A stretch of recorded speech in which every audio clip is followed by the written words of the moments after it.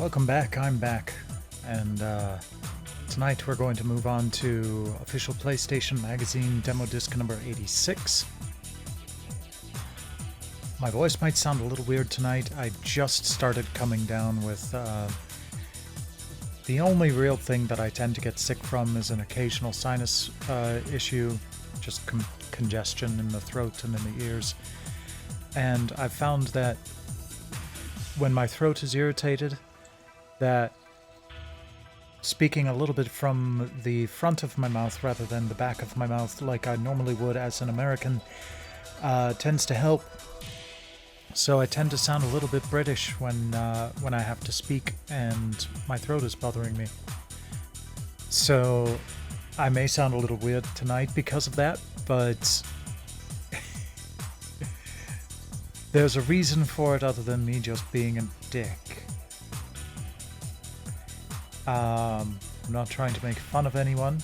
If anything, I'm using some of the vocal training I've received over the years to use that knowledge and to know that I can speak a little bit more safely from the front of my mouth. If I really wanted to go for it, I'd just speak about 2 feet out in front of my mouth and go for an Irish look, but I think just sticking with a light British will do just fine. So let's go ahead and get moving.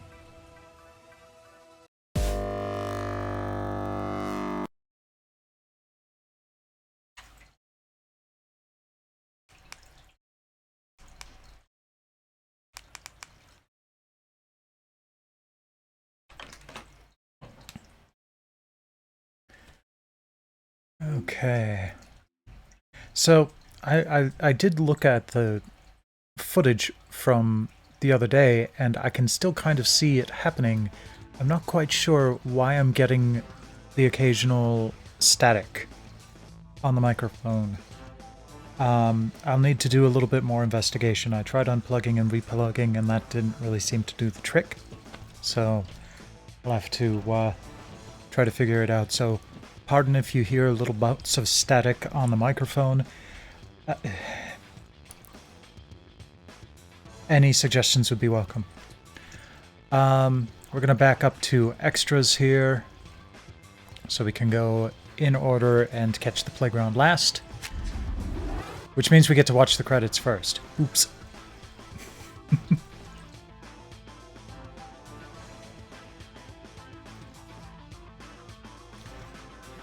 Don't worry, I've been drinking lots of fluids and I've taken some decongestants, so I know how to combat this so it doesn't go into a full-blown ear infection.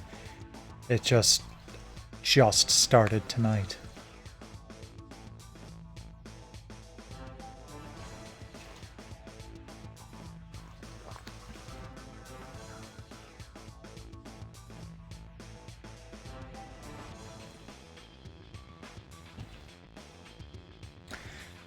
Prior to going live, I was working on fixing last night's stream so that it wouldn't have any of the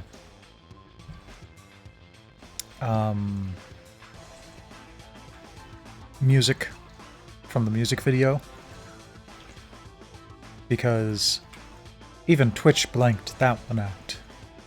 Twitch hadn't been blanking out the previous ones, but it cared about that one for some reason.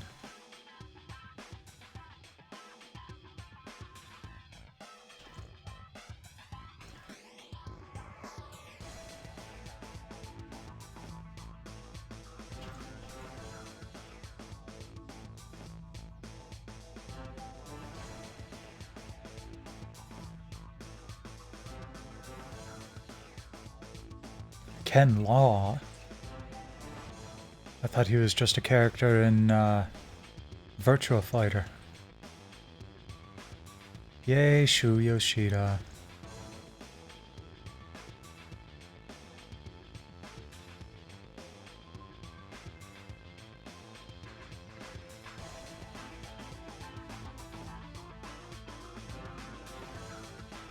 Okay, I'm pretty sure that's it for the credits.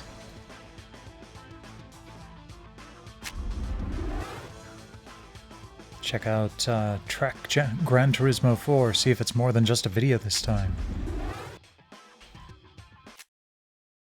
Don't know if I've mentioned this yet, but I do intend to stitch all of these together into a single video once they're all done.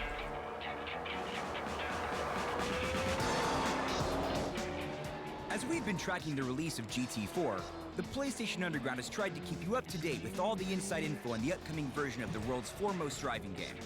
Gran Turismo continues to upgrade and create new features within the game. The team at Polyphony Digital always adds extra touches that keep their games fun and interesting. Here's some of what you can expect, starting with the human touch. I really hope they Lifting bring digital back the has always had B-spec the idea that racing once that we they got the had cars at this right, point. The next goal would be to improve the people you see in the game. We've been Because that was rather researching this for a long nice. time. It was kind of For Gran interesting to Turismo be 4, like we've used the more of a physics pit engine to crew attempt a new manager technique than for the animation of human movement. the actual racer. For example, previously, convertible cars were driven with the top closed.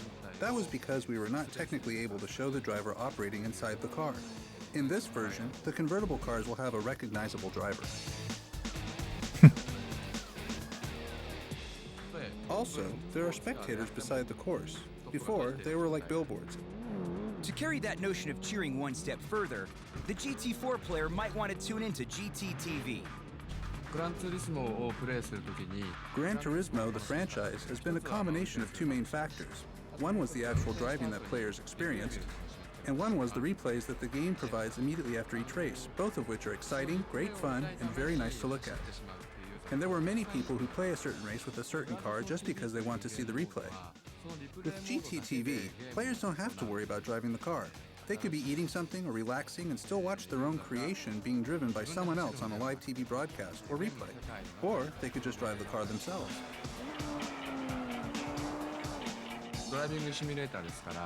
Although Gran Turismo is a driving simulator that requires driving skill, we wanted to create a game which could be enjoyed by people around the world who like the cars but don't have the driving skills. If your idea of excitement includes ogling some of the great cars of the past, GT4 will include a museum feature where you can scope out some of the classics. If you want to see the classic cars of today, oftentimes you have to go to a museum exhibition. Actually, So, I just realized something. I'll be back in a moment. I'll leave this going though. From the historic to the modern, GT4 will have an improved artificial intelligence system that will help make the racing experience even closer to the real thing. For example, if you start to drift towards a competitor, their car will take evasive maneuvers. But cars will develop a memory. If you mess with them too much, they'll come after you. And we'll come after you if you don't check out track GT4 in the next issue, where we'll have an update on the great new features in Gran Turismo 4.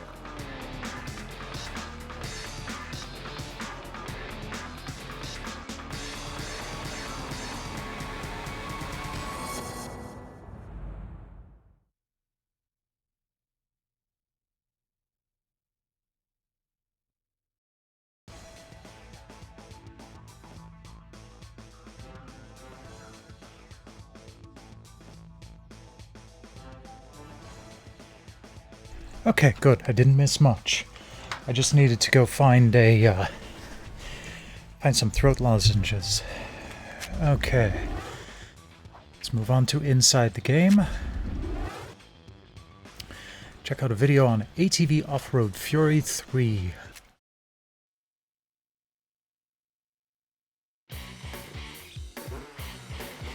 Prepare for the extreme and let the mud fly. It's all the dirt, air, and engine revs of ATV Off-Road Fury 1 and 2 turned up a notch. So audio is so important in video games these days, is to make the whole package. You know, you have great graphics, great AI, and the missing element in a lot of video games has been great audio.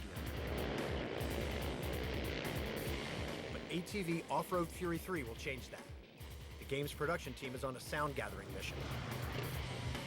Today's sound recording process, we've gathered about 5 or 6 riders, 10 ATVs, and what we're doing is gathering sound for ATV 3, and that sound from just different types of engines, your 4-stroke, 2-stroke, sounds from all the bikes taken off from the starting gate, crash sounds, just a bunch of different sounds that we'll need for the ATVs throughout the game.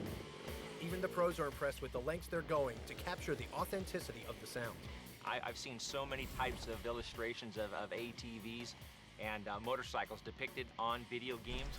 I really do love stuff like that, with a 4-stroke bike, and vice versa. where they're going out and they're actually capturing the recordings instead of just trying to generate it. Without the audio there, you're missing half the experience.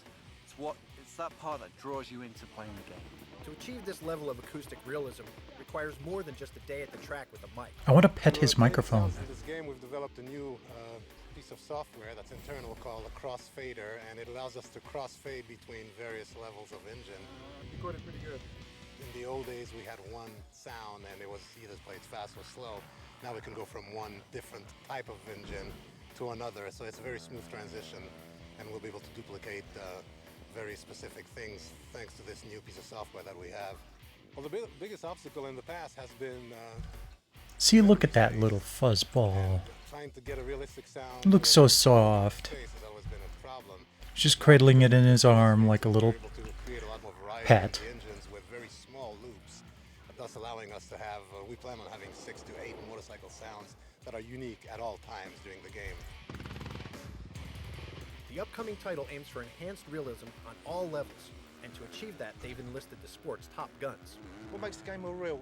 Well, one of the things is that we're coming out here talking to pro riders, we're getting much more of a feel of what happens in real life. You know, it's something to be said to have guys that really ride, that are really out at the track on a week-by-week basis, and really get to travel around and hang out with all the top pro riders, you know, instead of just some guy sitting behind a desk with a computer that has no clue about the game. So it's something that it gives it a lot of street cred, per se, or I guess dirt cred maybe, being that we're out at a motocross track. I create the tracks for the title. I'm conducting interviews with the riders themselves and trying to get inside their head and try to get the actual gameplay experience of what it's like. We want to see the authenticity there rather than just show 3 or 4 different color bikes. Actually show what the bikes do, how they work up and over the jumps. Get the same I think this was sound the that age when emulate sound what a bike really does authenticity out there. It makes it tremendously more kind believable of for the people who have peaked and experience, leveled and off. for those who don't have that much experience. It was they're when gonna we be finally able had to, enough room on the get a feeling discs of what and it's like to actually be out on the track. proper recording and digitization to be able to do that sort of thing Everybody's yelling for the whole shot. in a game. Real event. You know, it's just awesome. It's like being in a race. We're still working toward visual, the same sort of visual fidelity. Ear-splitting audio isn't the only improvement to this incarnation of the game. We have a new garage this go around. Players will actually be able to go in and add new features to the vehicles as far as changing their tires. They'll be able to add logos, change the Okay, colors I'm of really the glad I got vehicles. this throat We've really lozenge. taken the time to make sure that we've added a lot It's of doing the content trick. for our online users.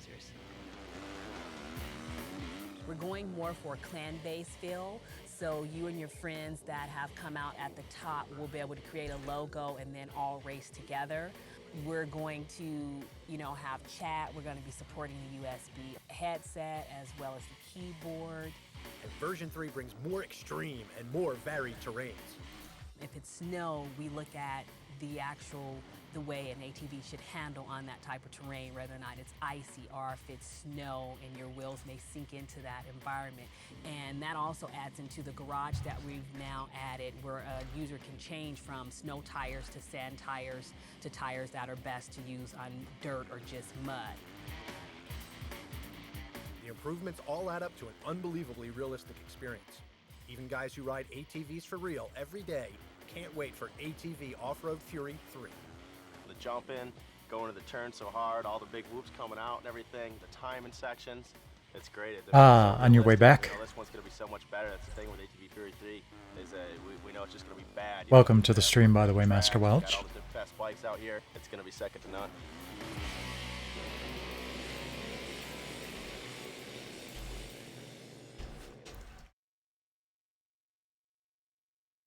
Got a little bit of a sinus issue going on tonight, so I'm going to be a little bit more cautious. But also, Siren hates the smell of throat lozenges. She likes to occasionally lean up and smell my breath. And she did that just now. And when she caught a whiff of the throat lozenge, she visibly recoiled. It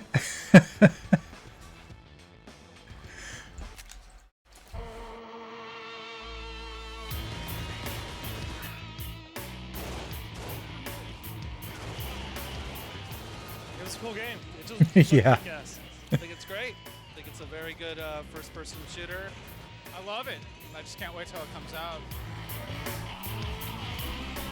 These E3 attendees are talking about a new title that is making some big noise in the gaming world.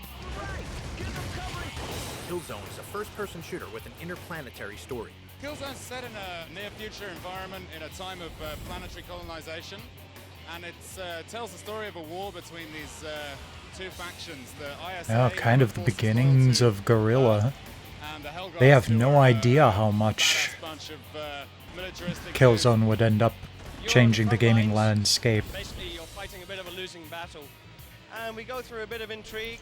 Effectively, They went from Killzone to Horizon Zero Dawn, which was a huge series in and of itself, It's a future world filled with to detail and depth that becomes totally immersive. giving Death Stranding the Decima engine so that they would come to the PlayStation. And now Herman Hulst is like the what? Sony Worldwide Studios lead. 4 different playable characters for each level, and mix in combinations of real players and AI bots. Catch your breath. We've got online and offline multiplayer modes, battles between the ISA and the Helghast, so you can take the gameplay from the single player and take it online. With all these combinations, you'll be able to replay Killzone seemingly forever, and you'll want to keep playing. It's just the overall intensity and the experience of it. We never slow down the pace, keep the player really kind of addicted and hooked all the way through. It's very, very fast. It's a roller coaster I've ride. played a bit of Killzone Shadowfall, Much more on this killer new game. but PlayStation not much of Underground it. Agent in the field reports back from Amsterdam with the goods on Killzone.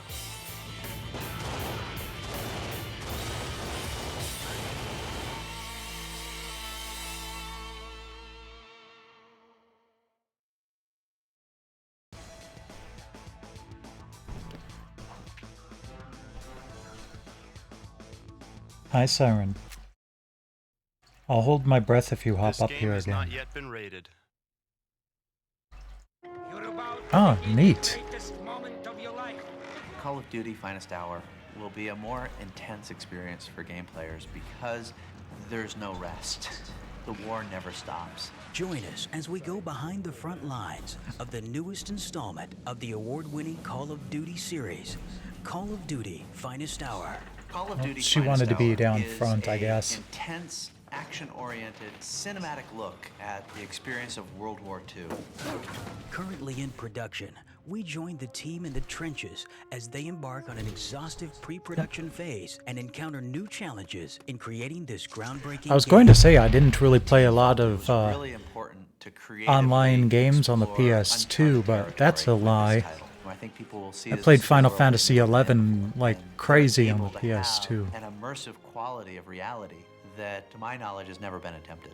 The game takes players I to the didn't do a front lot of lines online World War II shooter combat stuff on the PS2 across though. 4 countries on the eastern, North May have done a African, and little Western bit fronts. of Battlefield opens up and we have time splitters, but that's 50 about it. guys on screen running up this hill with the chaos of battle and the explosions and that cinematic intensity of the war experience. For the first time, players will be able to experience the war through the eyes of American, British, and Russian soldiers. Some are more traditional, like the American GI or the British PPA Commando. I still Others love that I are got to play roles that I don't think a game has really Frequency explored before, online with like being able to play a Russian like female the sniper lead or an African-American music director of 761st Harmonix Black at the Panther time. Battalion. Rather than kind of a super soldier's experience in World War II, where an American GI takes on the world, they really wanted to portray a more realistic experience.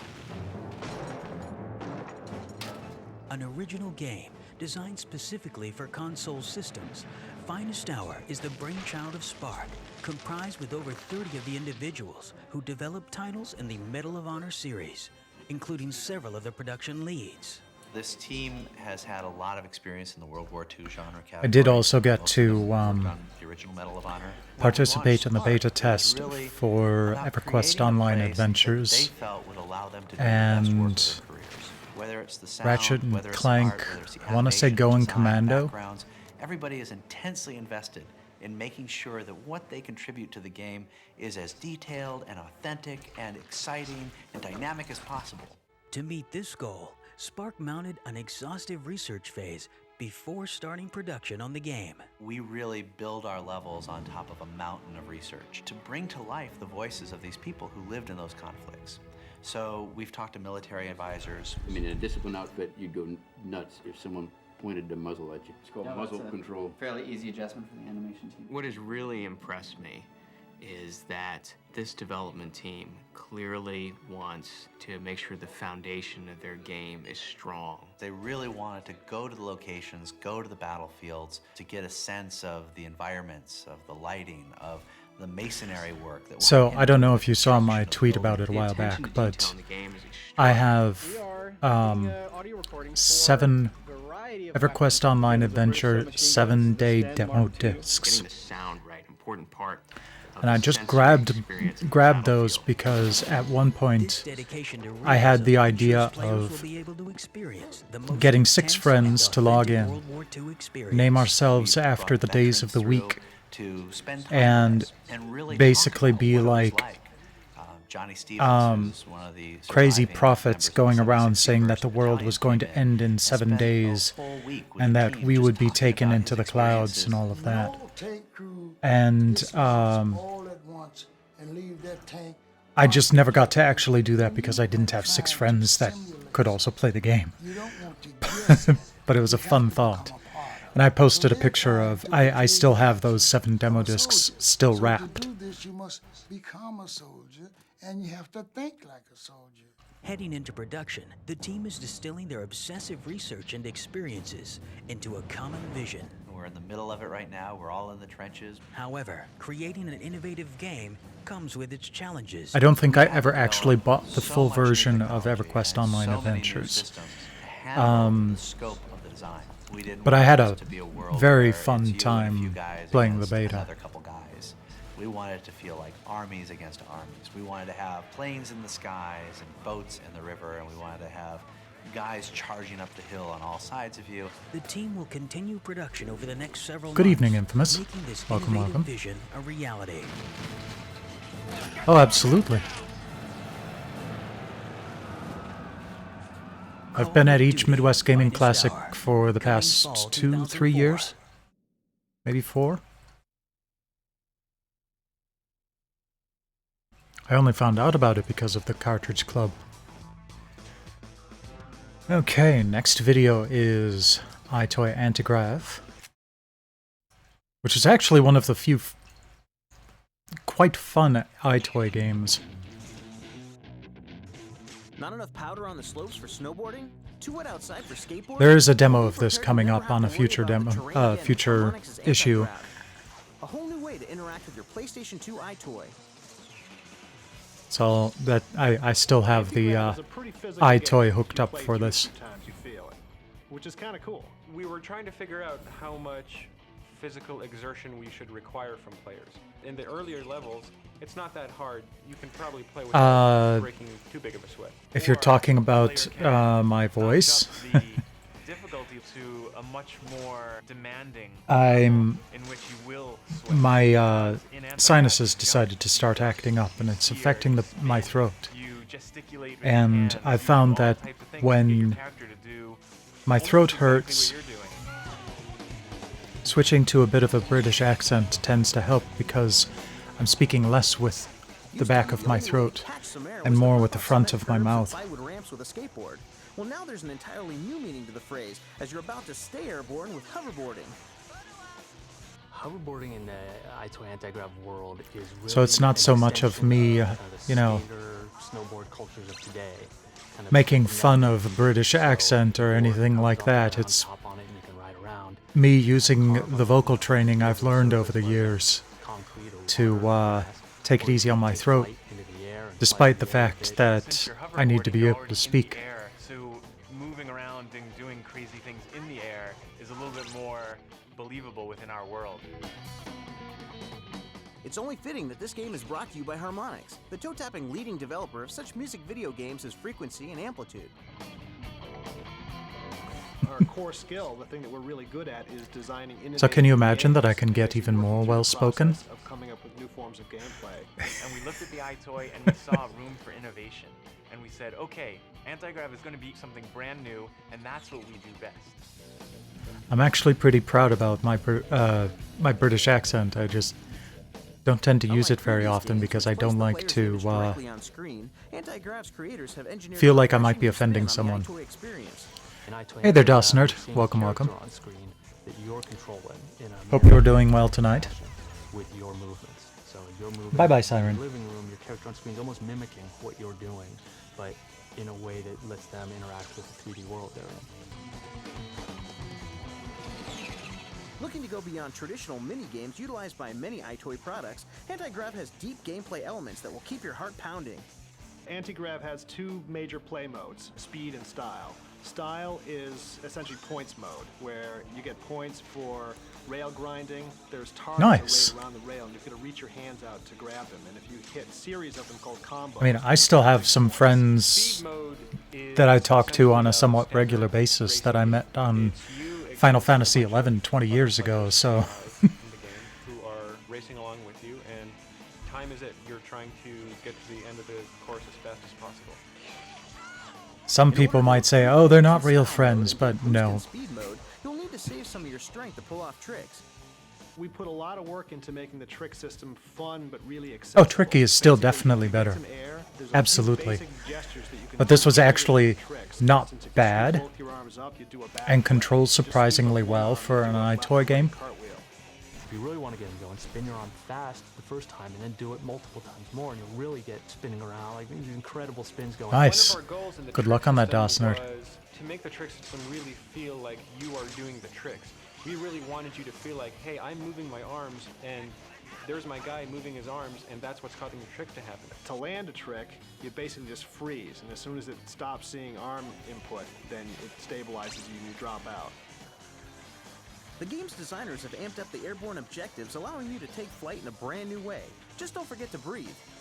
You're cruising through the level, you'll hit a launch pad, you'll jump up, now you're flying. So you're on your hoverboard, but you're flying through the air, trying to go through rings. Each ring you go through gives you point boost and speed boost. And now when you're flying through the air, you're using your head to control, and it's kind of like a magic carpet ride. I think this is one of the most fun Harmonix is one of the unsung heroes of the gaming industry. go through these rings because the rings give you more power. They've done some really creative stuff over the years. I mean, they're the reason we had the whole Guitar Hero craze.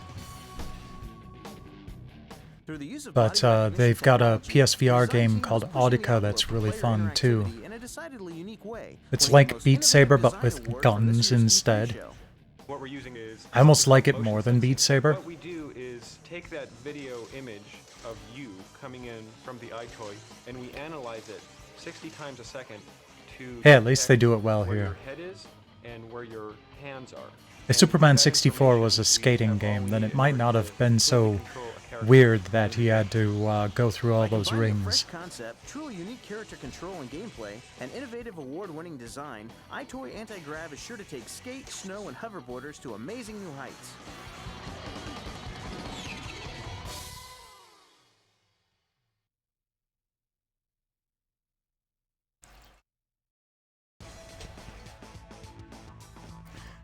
Alright, that's done with that section. Let's move on to the replay.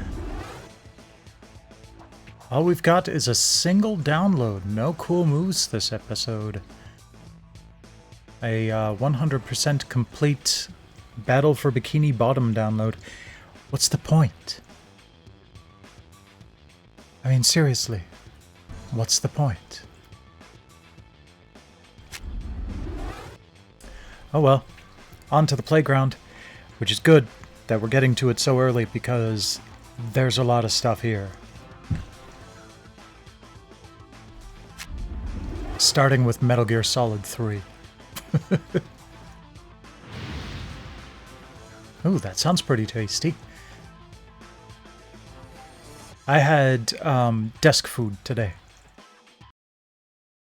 A pancake in a cup where you just add water, and a thing where you add an egg, and it's got some mix-ins in it. And it was a rather tasty breakfast dinner. I'm not going to attempt to sing tonight. You know, otherwise I would. I'm sure I can at least manage. What a thrill.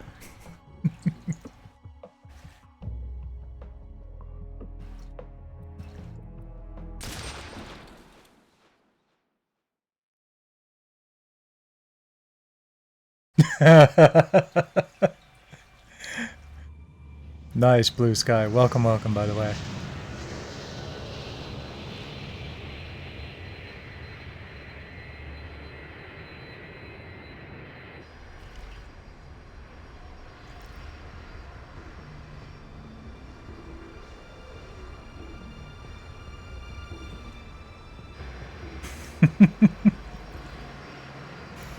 I actually do kind of wonder where this demo will end.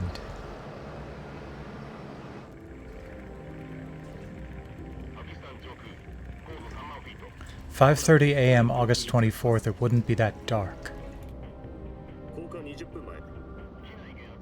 Sun would be starting to come up. I think.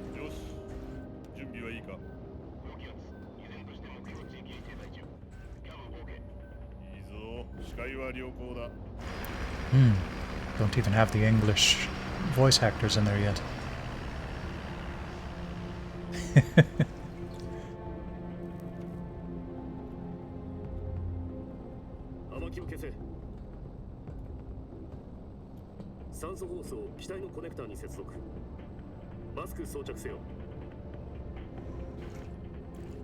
Fuck you, I'll do what I want.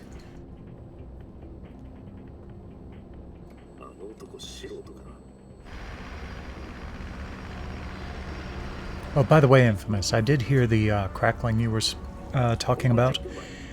It sounds like some sort of connection or cord issue that I couldn't really put my finger on yet. So, if you hear it tonight, I'm sorry. Please point it out, but I'm not entirely sure what to do to fix that yet. Might just need a new USB cable or something on the microphone.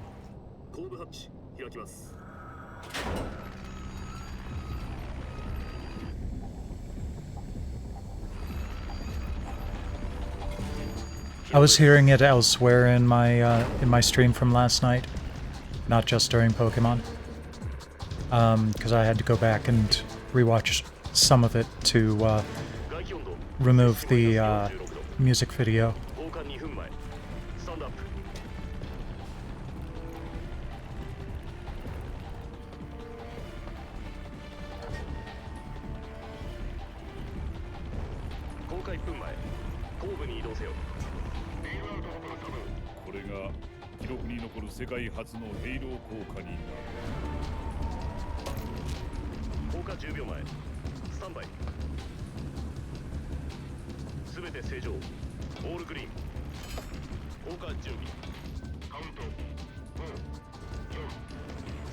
Absolutely.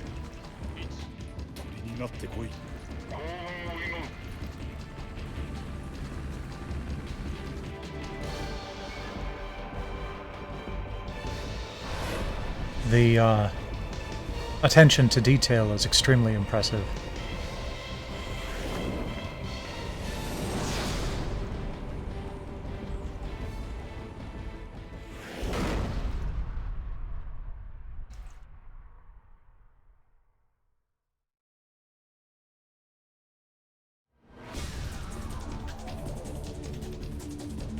Absolutely.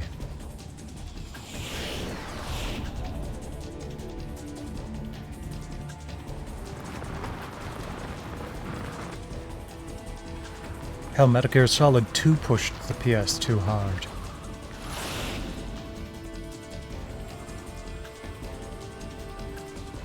He's really good. He's another one of those few outside of Sony first and second parties that was actually good at getting the oh yeah, you can do the first person view. Really good at getting every bit of power out of the console. 例の兵器が完成する前にソコロフを奪還しなければ大変なことになる。残された時間はわずかだ。3 is the last one I finished. Played a bit into 4. I've played a little bit of 5. リカバリーポイントで待て。回収用気球をポイントに投下する。ヘリウムが噴出して気球を膨らませる。その間20分。その後、ガンシップのアームで引っ掛けて吊り上げ。フルトン回収システムだな。理論は聞いたことがある。そうだ。実戦投入は初めてだ。ソコロフは耐えられるのか。衝撃はパラシュート降下時より少ない。アームの強度も500ポンドまでは大丈夫。つまりコンバットタロン1機で国境を越えてくるつもりか。本機は6連装20ミリバルカンカノンを2門と40ミリ機関砲を2門装備している。戦車隊に追撃されても蹴散らしてもらえそうだ。予備タンクの燃料を考えてもタイムリミットは4時間。順調にいけば数時間で終わるミッションだ。夕食には帰れそうだな。もしスムーズに運ばなければ、夕食だけではなく朝食も今後の食事はジャングルで取ることになる。And I mean, that's kind of the name of the game, so we know that's what's going to end up happening.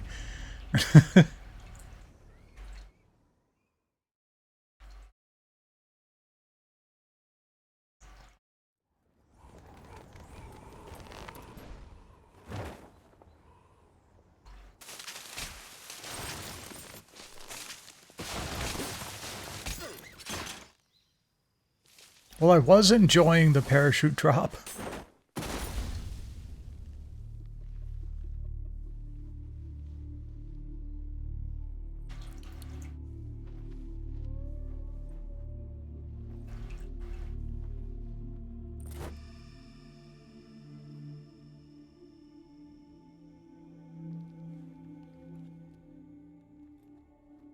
You know, if this is such a covert operation, why does he have, you know, U.S. Army plastered all over his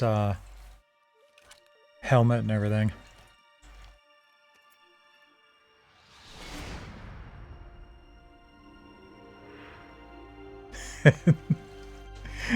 Blue Sky got me at about the same time.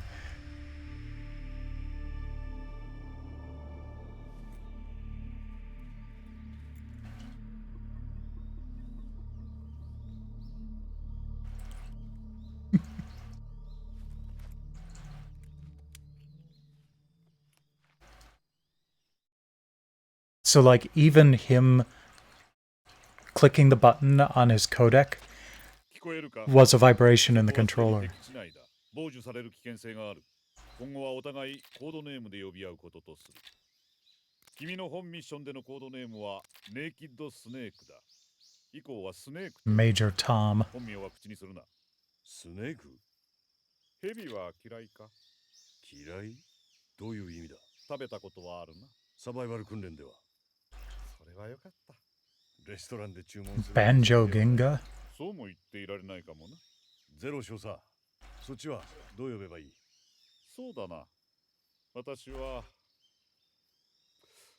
トムだ。トム少佐と呼んでくれ。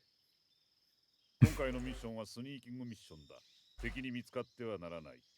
潜入の形跡も悟られてはいけない。わかるか？それが隠密部隊フォックスの特殊任務だ。つまり武器も装備も現地調達、食料もだ。まさに丸裸、ネイキッドの状態だ。I've got clothes on. ヘビは嫌いかと聞いた意味が分かった。俺の名前をスネークにしたのは皮肉のつもりか？いや、それにはちゃんと理由がある。叱るべき時に教えてやろう。ああ、分かった。それでさっきの話だが、食料はどうやって調達すればいい？ナイフと麻酔銃を用意した。それでキャプチャーしてくれ。他に治療用の備品もバックパックに入れてある。バックパックか。降下した時木に持っていかれてしまった。ではまずバックパックを回収しろ。場所はわかるか？大丈夫だ。ここから見える。木の枝に引っかかってるな。木に登るにはツタの絡まった木の前でアクションボタンを押せばいい。 He stole all that equipment. Yeah, that's the ticket. 周波数は 140.85 だ。こちらから連絡がある場合はコールする。そちらから話があるときは先導してくれ。さあ、スネーク。バックパックを回収しろ。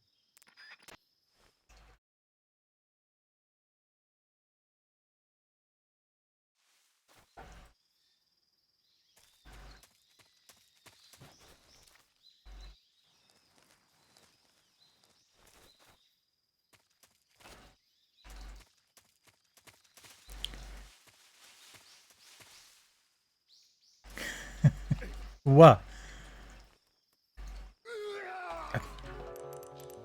It's not what I was trying to do. Trying to pull myself back up.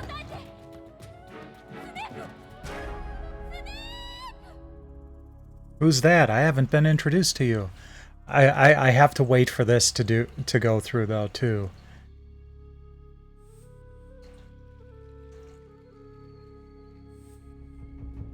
Because I love that they actually do this.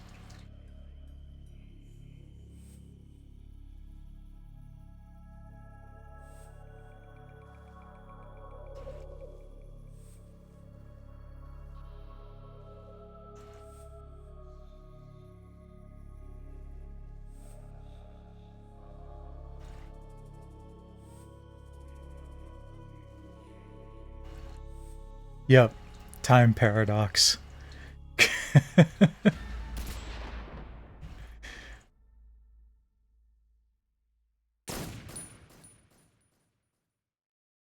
Well, because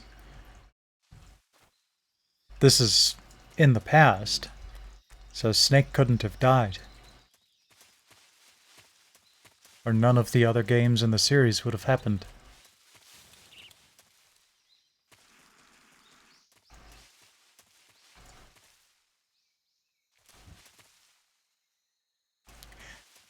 Yep. I was talking about that earlier. It's actually a little bit of vocal training. Ah, come on. Trying to climb. There we go. When you speak with a British or Irish accent, your voice is more in the front of your mouth rather than in your throat, like it is with an American accent. Normally, I'd just not talk. But since I have to talk, I'm going to talk in a way that's easier on my throat.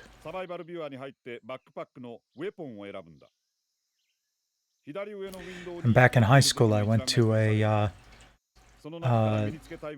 dialect class during a drama outing that we had. And the teacher was telling us basically, you know, where you position, where you kind of aim your words can basically change your accent. So, you know, if you have it a little bit more toward the front of your mouth, then it sounds like a British accent. And if you project it about 2 feet in front of your mouth, it sounds more like an Irish accent. I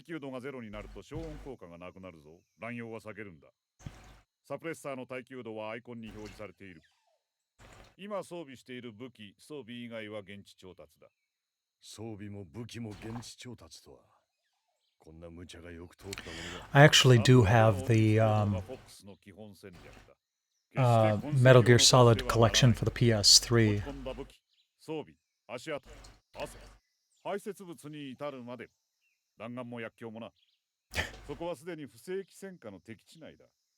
So why did you label everything with US Army, you fucktard? Oh wait, that's right, you're British. それがステルス任務だ。スネーク、そこでの君は文字通りゴーストなんだ。捕まっても救助はない。当局も米政府も一切の関与を否定する。わかった。単独潜入と言ったな。ああ。ということは支援は期待できない。そうだ。現場任務はすべて君一人にかかっている。まさにワンマンアーミーか。寂しがるな。無線機で君をバックアップするサポートチームはいる。誰が？紹介しよう。今回の任務はサバイバルが重要なキーになる。君の体調管理、いわばメディックと記録を担当するスタッフだ。彼女もフォックスの一員だ。そして彼女もこのガンシップに同乗している。彼女？こんにちは。私はパラメディック。よろしくね。It's kind of funny how they have, you know, they voice a 4-hour time frame for this. And it's like, some games you could fudge that and say, you know, this is,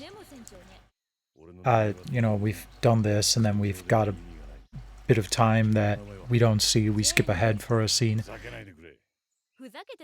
But in Metal Gear Solid, they're 30, 40-hour games. 4 hours is a drop in the bucket. スネーク、それからもう一人紹介したい人がいる。スネーク、ヘビといえばザボスを知っているな。お前の師匠であり伝説のソルジャー。実は長官から本ミッションの実行許可を取り付けてくれたのがザボスなんだ。彼女がフォックスのミッションアドバイザーを務めてくれる。ザボスが？ミッションの立案にもザボスが協力してくれた。彼女と私は SAS で同期だったんだ。ジャック、聞こえる？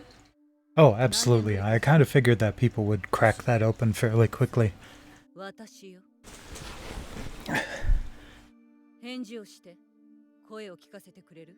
Still got that killer rack? 5年と72日18時間ぶりだ。少し痩せたようね。I have, yes. Thank you for noticing. わかるわ。あなたのことだから。そうか。俺にはあんたのことがわからない。何が言いたいの？どうして突然俺の前から消えたんだ？極秘ミッションだったのよ。あなたはもう一人前だったわ。いや、まだ教えてもらいたいことがあった。いいえ、戦闘の技術はすべてを。Das Boot. 何もかもあなたに教えた。あとはあなたが自ら。That's about as far as I want to go into German right now because that's hell on your throat. Even in the best of circumstances. この中で他人から教わることができるのは技術だけ。むしろ技術はどう？ Yeah, something like that. Just all over the place. 心と体は対をなす同じもの。精神を。 For the number of playable demos on today's disc, I'm shocked we're getting so much of Metal Gear Solid 3. This disc is... I always hate using the term jam-packed because they've got the jam-packed demos, but it's jam-packed. それが俺を捨てた理由？違うわ。あなたには関係ない。言ったでしょ、ジャック。極秘ミッションだったの。軍人はどんな命令でも従わなければならない。理由や精査は必要ない。だけどあなたは戦う理由を求める。With all the flowers and everything. And I'm sitting there and I'm like, I don't want to pull the trigger. And you're making me pull the trigger. You fucking bastards. 任務に正義を持ち込むことはない。敵も味方もない。ただ任務でしかない。どんな命令にも従う。それが軍人よ。俺は成果を上げるために持てる力を使う。政治的なものは意識しない。それは違うわ。いずれ悩む時が来るはず。兵士として生きる。Hold on. 東洋では忠を尽くすという言葉がある。意味わかる？主君への愛国心。It might be a little bit too late for him to do this, but my choice would be Stephen Lang. He's the guy who played the human colonel in the first Avatar movie.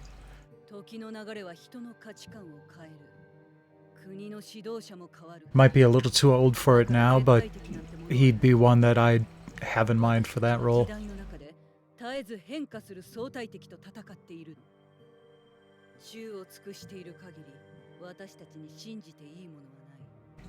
I mean,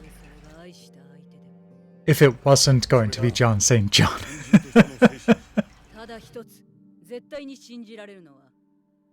I do think it's kind of funny that an indie game that was like a kart racer with a bunch of 90s video game characters in it that included Duke Nukem actually had Clint Basinger, LGR, voice the role.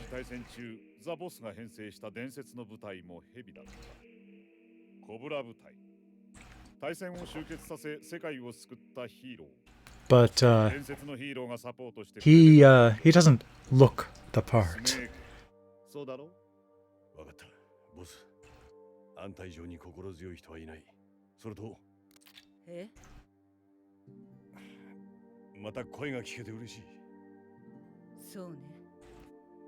It's good to hear your voice again, despite the fact that you're depressing the fuck out of me.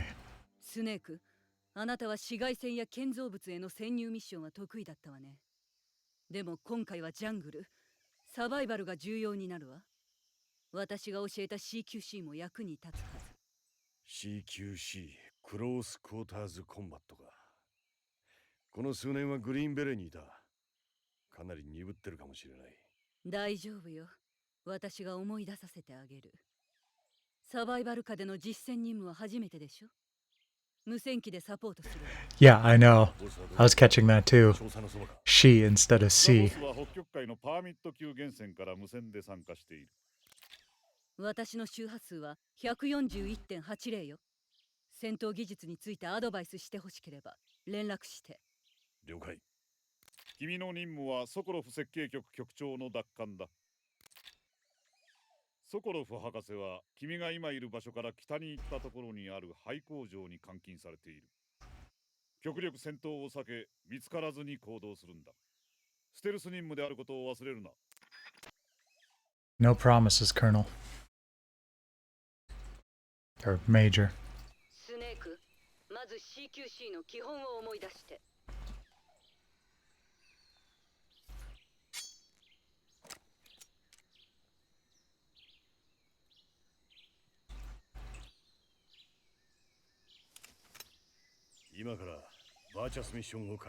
Cool as this was, it's not the coolest bit of close quarters combat involving guns.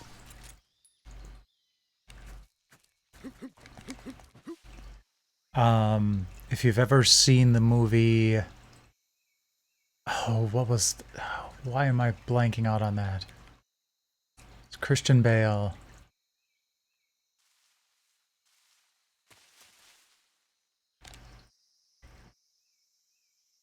I thought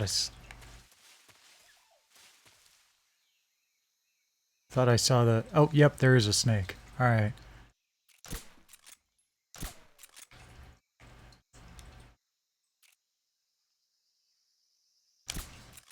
There we go. Give me that snake meat.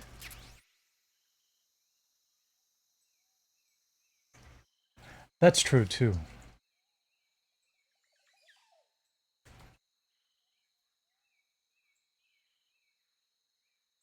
Equilibrium. It's from 20 years ago now, but like one of the main plot points was the gun kata, and they had a pretty fantastic bit toward the end where it was actual like close quarters combat with pistols, and it was pretty awesome.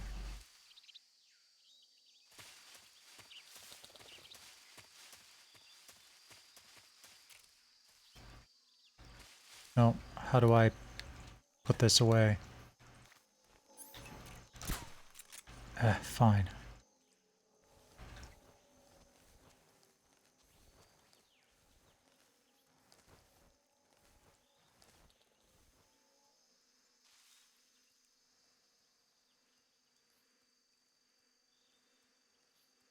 Hello. You're large.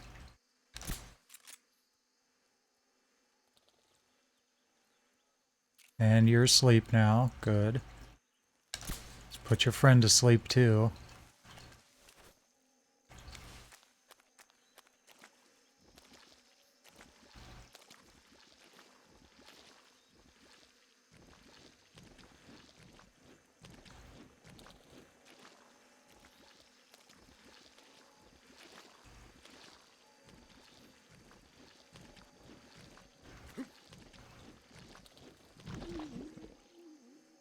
How did I...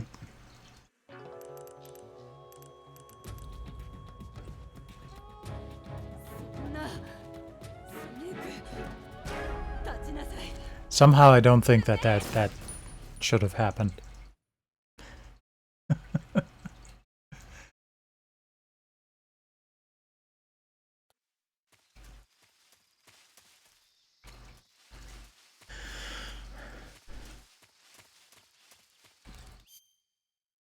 And let's see here. Nope, nope, that's not what I wanted. That's not what I wanted. Wanted to see if I could find a map of some sort. It's probably been close to 20 years since I've played this, so... Oh, hi.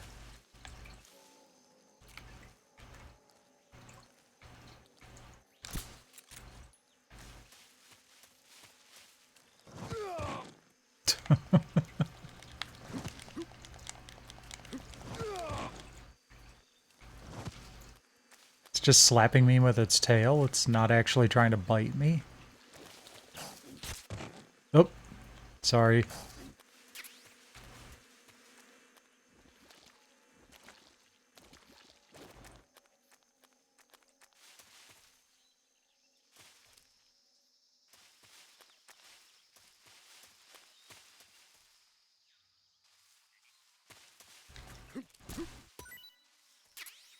Ah, thought that was a fruit or something.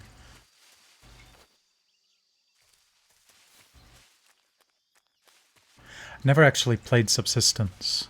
I was done playing this game by the time that came out.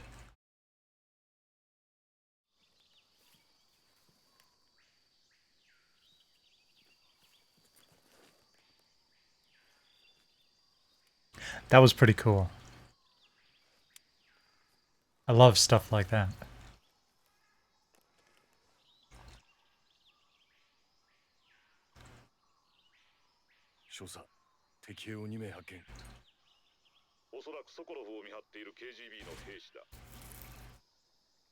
AK-47 にグレネードが。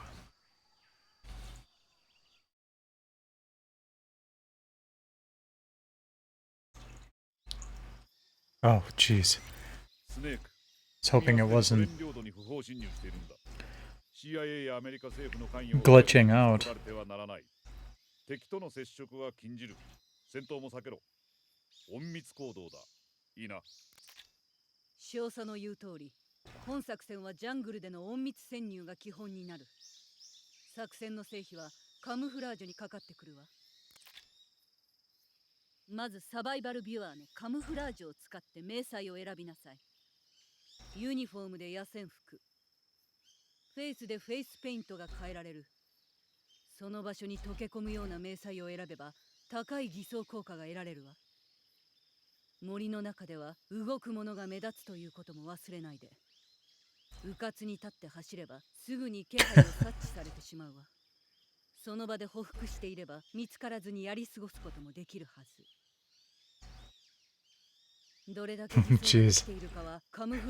Yeah, that's how I ended up doing it. カムフラージュ率は周囲に対するあなたの偽装度を表している。値が高ければ発見されにくいし、低ければ見つかりやすいということ。重要なのは自然と一つになることよ。カムフラージュを常に意識して進みなさい。いいわね。Yeah, I gotcha.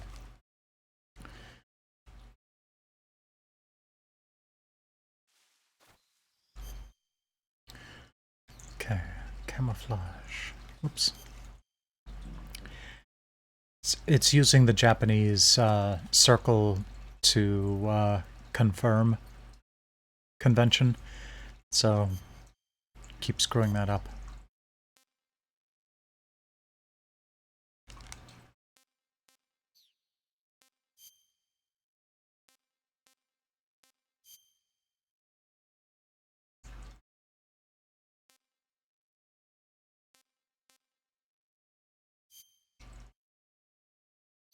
I think I'll go with that for now.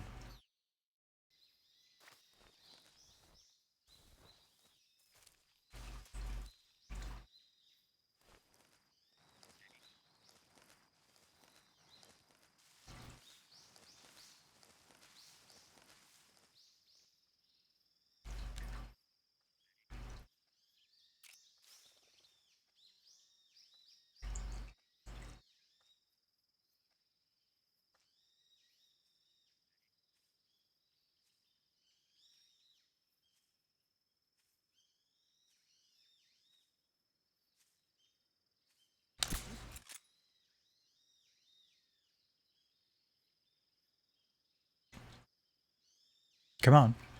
Keel over. Is that dart hanging out of your chest in imagination? There you go.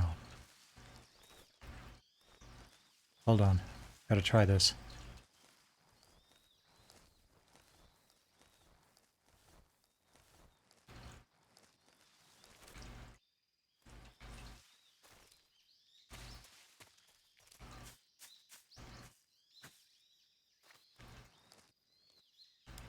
No, that's not what I wanted to do. It's hot, but not what I wanted to do.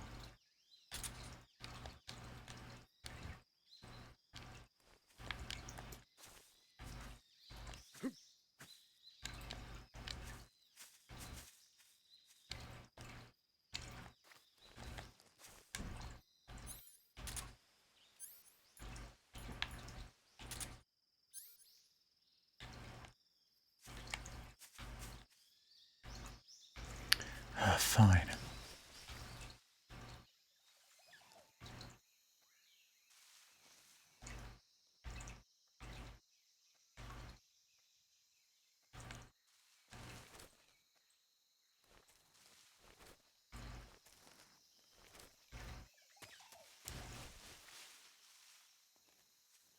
You didn't see that.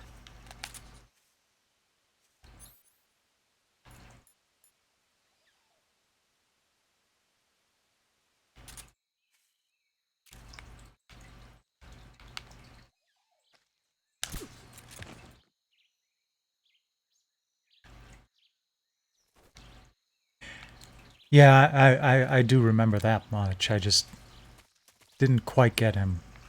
Trying to shake him down, but I couldn't remember which button to use for that.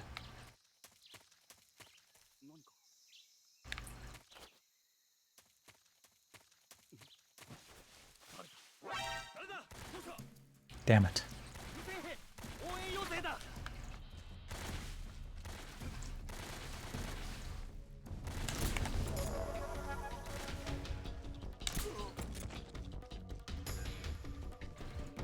I'm a better shot than you.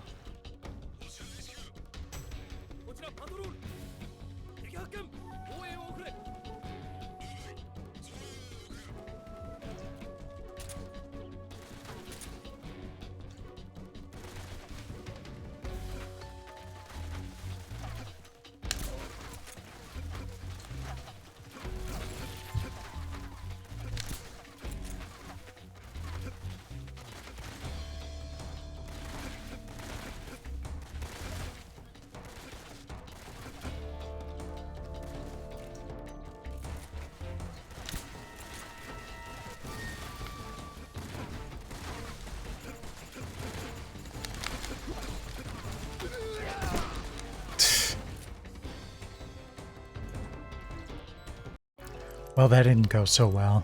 I think I'm going to move on, though.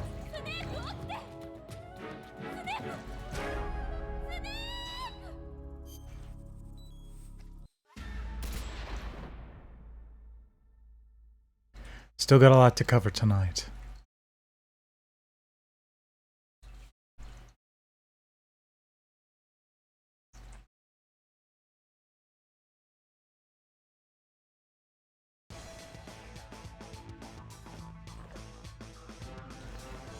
I thought playing Game Boy Advance games was like one of the first things that you could do on the R4. Area 51.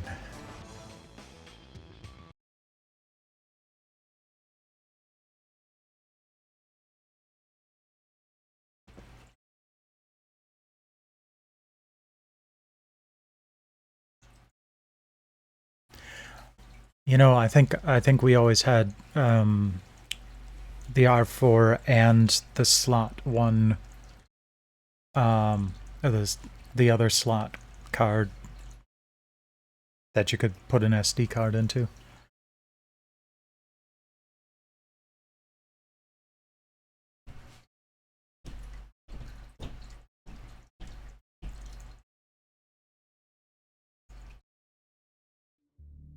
Command, we've got a serious situation. McCann is down. No one in their right mind let me uninvert Y. Repeat, McCann is down. We have hostiles of an unknown nature. They don't appear to be human. Requesting permission to return to insertion point and regroup. Your insertion point has been compromised. There is no going back. You need to keep moving. Roger that, Command. Bravo, out. Okay, Bravo. Remember our objective. Link up with Has Team Delta. We are in a hot zone, so stay sharp. Doesn't shock me.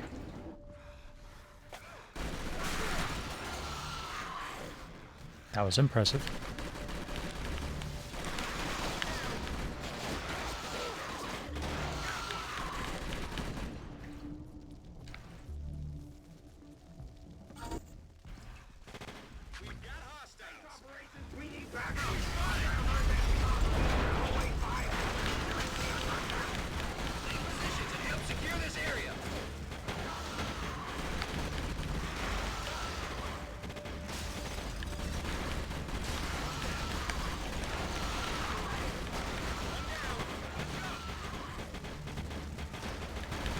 This is pretty impressive for a PS2 shooter.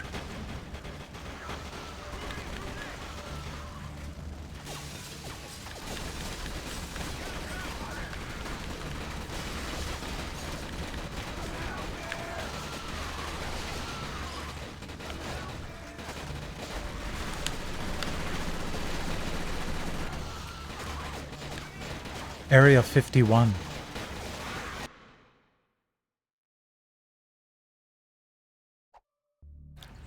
It's pretty intense. McCann is down. Repeat, McCann is down. We have hostiles of an unknown nature. They don't appear to be human. Requesting permission to return to insertion point and regroup. Your insertion point has been compromised. There is no going back. You need to keep moving. Roger that, Command. Bravo, out. Okay, Bravo. Remember our objective. Link up with Has Team Delta. We are in a hot zone, so stay sharp. Look sharp! Yeah, you're probably right.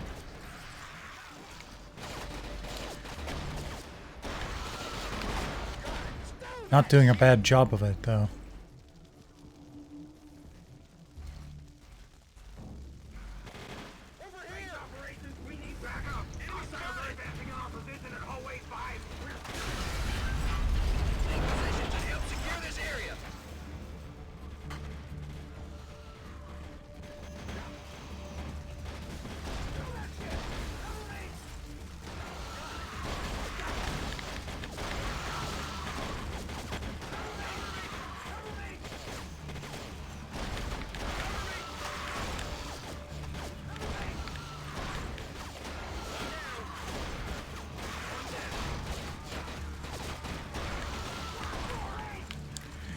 Friggin' zombies have guns in this game.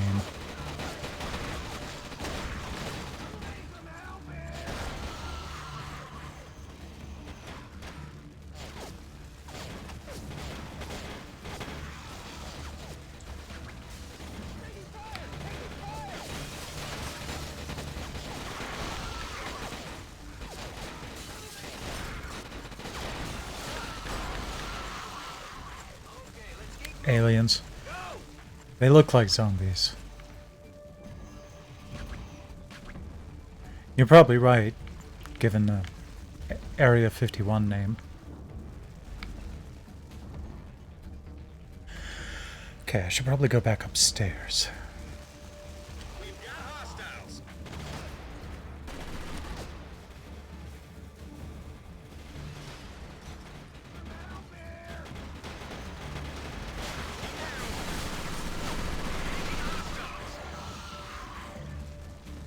They could be zombie aliens. You're absolutely right. Dead.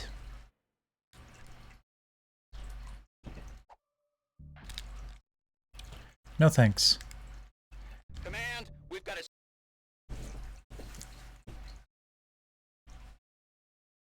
You know, you're probably right about that Halo thing. This felt more like Halo than, you know, Killzone or any of the others. That's not saying anything bad about Killzone or Time Splitters or whatever. I feel that Time Splitters was superior to Halo. But that one felt a lot like Halo. On to Silent Hill 4.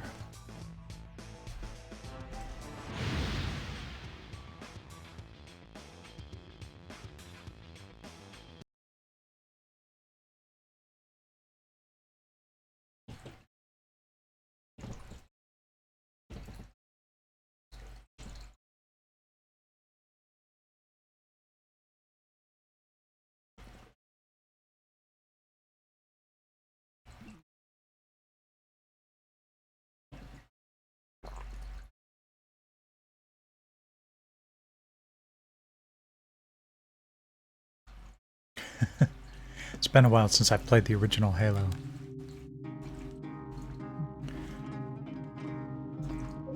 But I do remember doing a LAN party.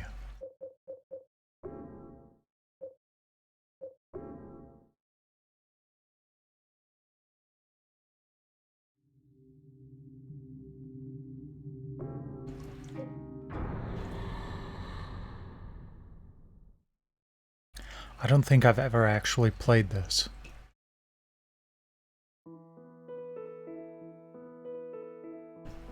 It was 2 years ago that Henry Townsend moved into room 302 of South Ashfield Heights, an apartment building in the medium-sized city of Ashfield. Henry is happy and enjoying his new life. But 5 days ago, something strange happened. He began to have a recurring dream each night. One other thing. He couldn't leave room 302.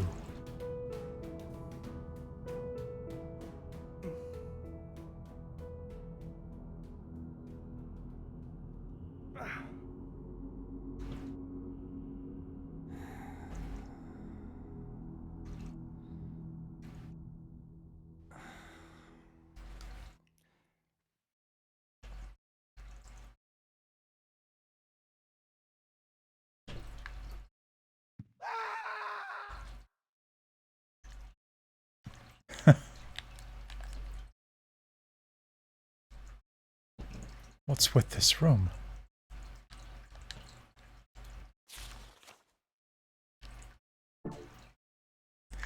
Yeah. Like the, Well, you know, I get what they were trying to do, though. They needed to, or not need, but they were exploring more of the feeling of claustrophobia. Okay, I need to turn up the brightness.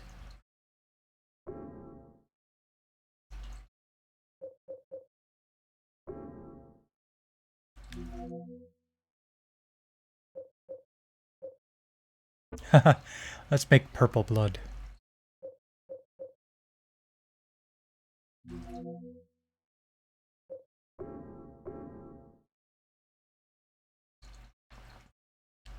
Oops.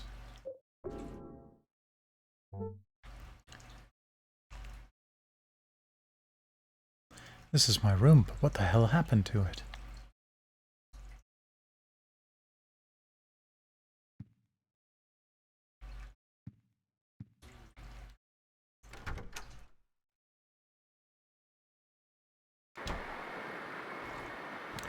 I always preferred the original Silent Hill to Resident Evil, though.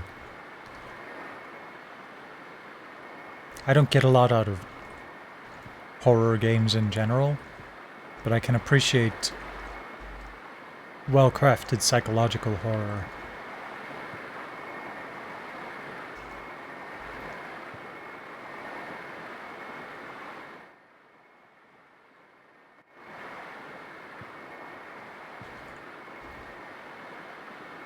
No, can't look at that book.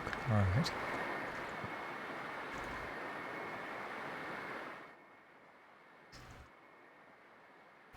There once was a baby and a mother who were connected by a magical cord. But one day the cord was cut and the mother went to sleep. The baby was left all alone. But the baby made lots of friends at Wish House, and everyone was very nice to him. The baby was happy. It's ripped here and I can't read anymore. Probably for the best.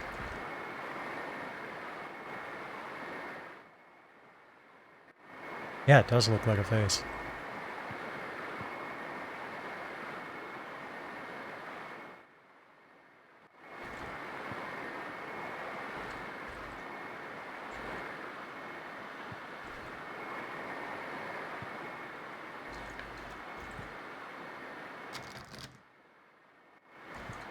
Yeah, it also doesn't look like it's an actual door.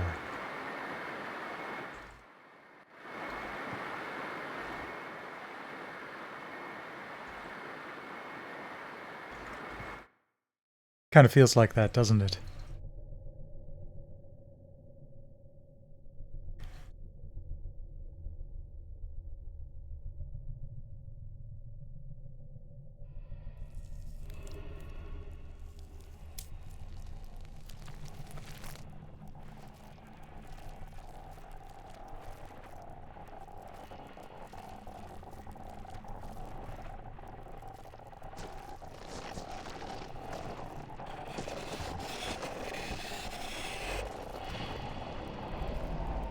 Well, that's not fair. He can get in, but I can't get out.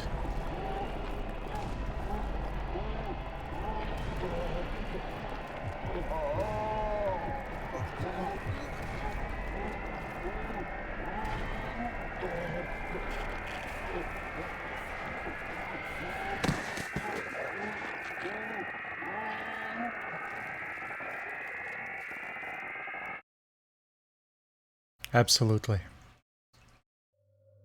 I think that was part of the point, too.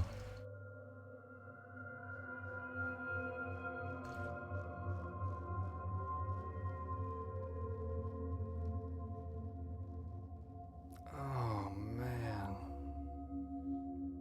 It was you all along? Dream.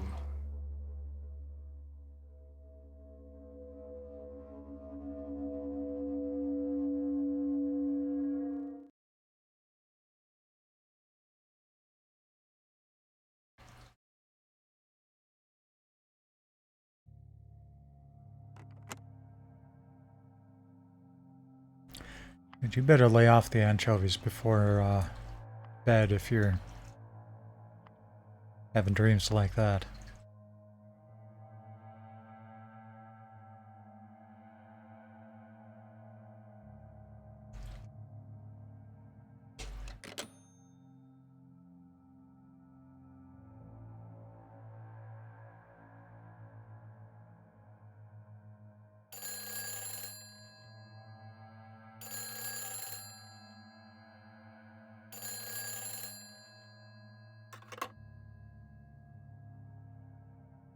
Hello? Help me. What? cord's cut.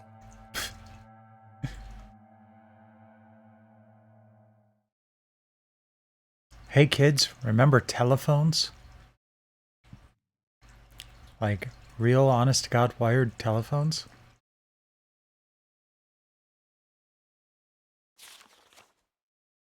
You still haven't gotten anything.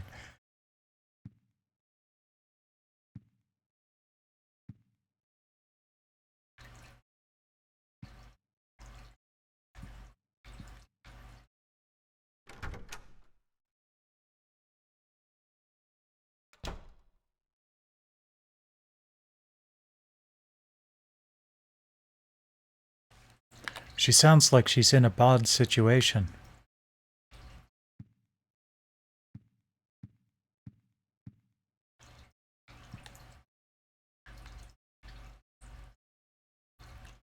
Okay, well, now that's just excessive. I mean, you're not even using that loop up there. Well, that one down there.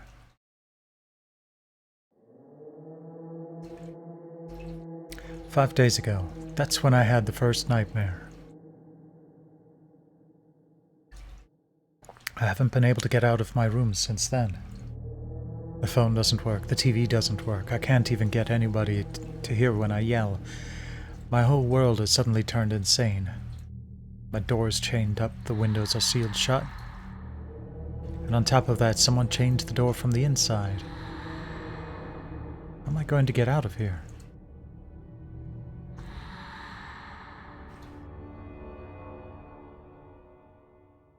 Hey there, Nimbex. Welcome, welcome.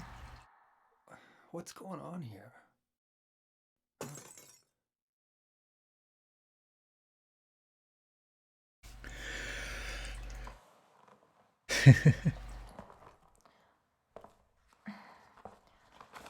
I'll be playing some Pokemon Violet tomorrow night.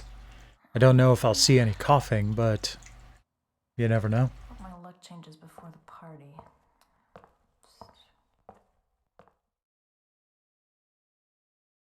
I got the dual pack. Gave Scarlet to Mercy.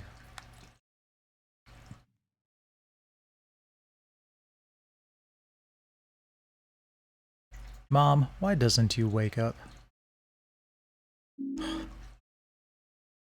Man, 5-year-olds have the worst writing skills.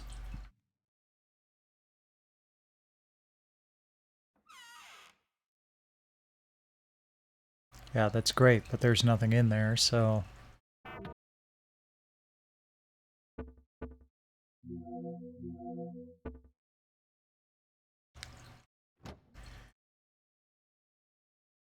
Right?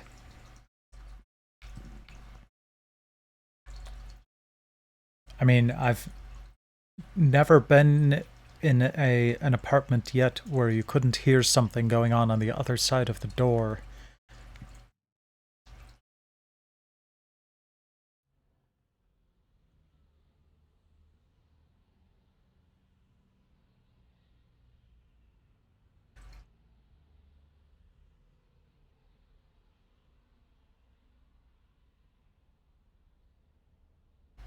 Oh, there she is.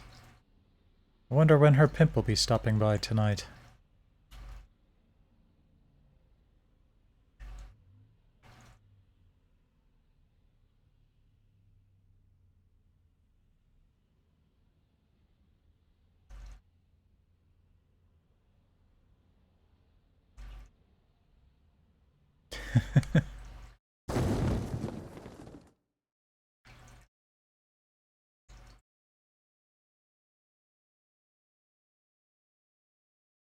I was just about to ask that.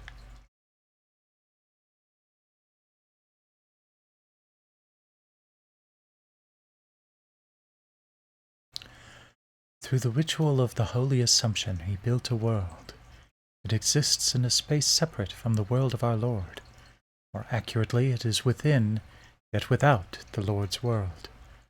Unlike the world of our Lord, it is a world of extreme flux, unexpected doors or walls, moving floors, odd creatures, a world only he can control.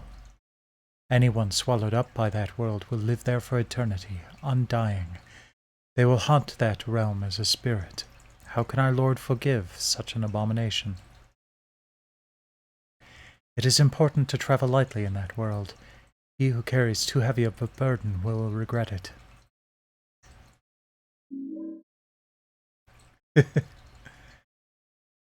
Oh man, you should see the terrible LOD issues in Violet, though. Like, I think LOD is completely broken in that game, because I had some guest characters with me, and they were standing right next to my character, and moving at like 5 frames per second.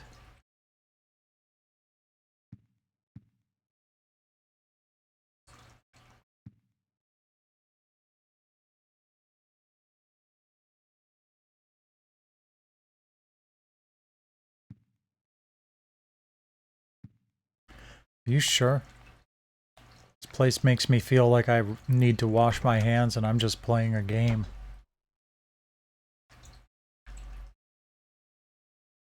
Oh, give me that bat.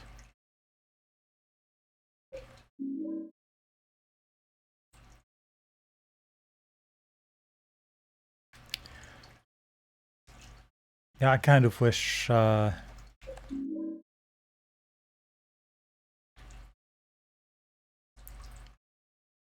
that's not what I was pointing at. Fine. I'd love to see Pokemon strike out and go on to other consoles, but I know that'll never happen.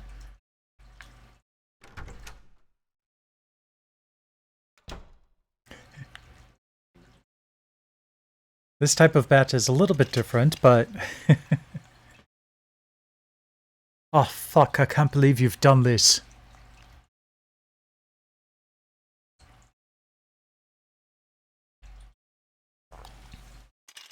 Whoops.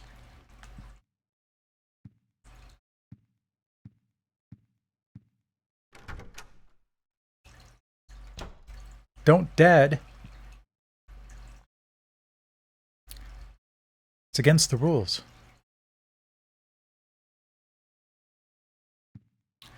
I agree. Quick shot I took in downtown Silent Hill.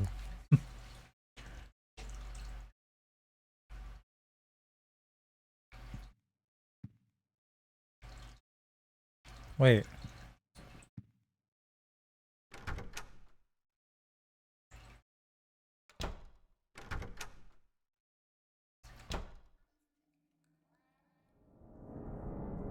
Okay. That's one hell of a glory hole. What the hell?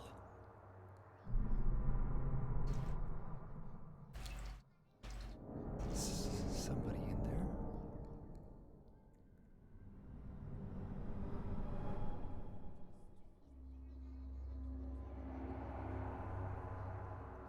I wonder if I can get out this way.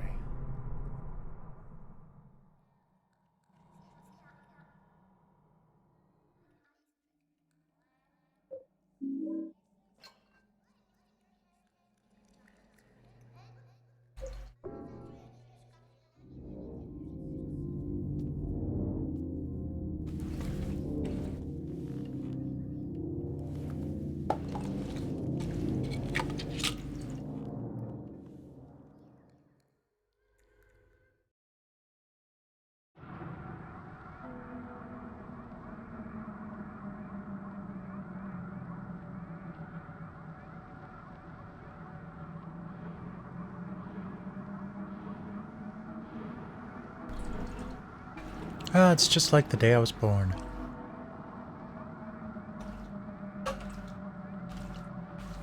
Oh, I'm supposed to actually do something here. I thought this was just going to be a cutscene, but I actually have to move.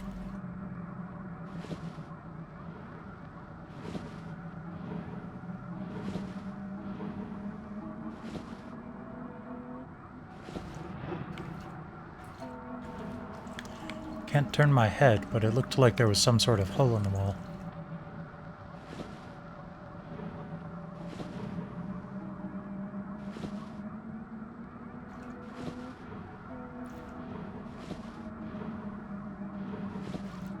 Honestly, I'm going to go with the simplest explanation.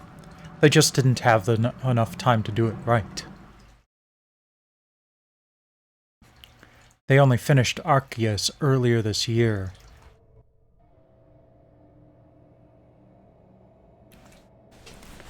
What galls me the most is all the Nintendo fanboys talking about Miyamoto saying, you know, a delayed game is eventually good, but a bad game is bad forever, or whatever. And they didn't listen to that.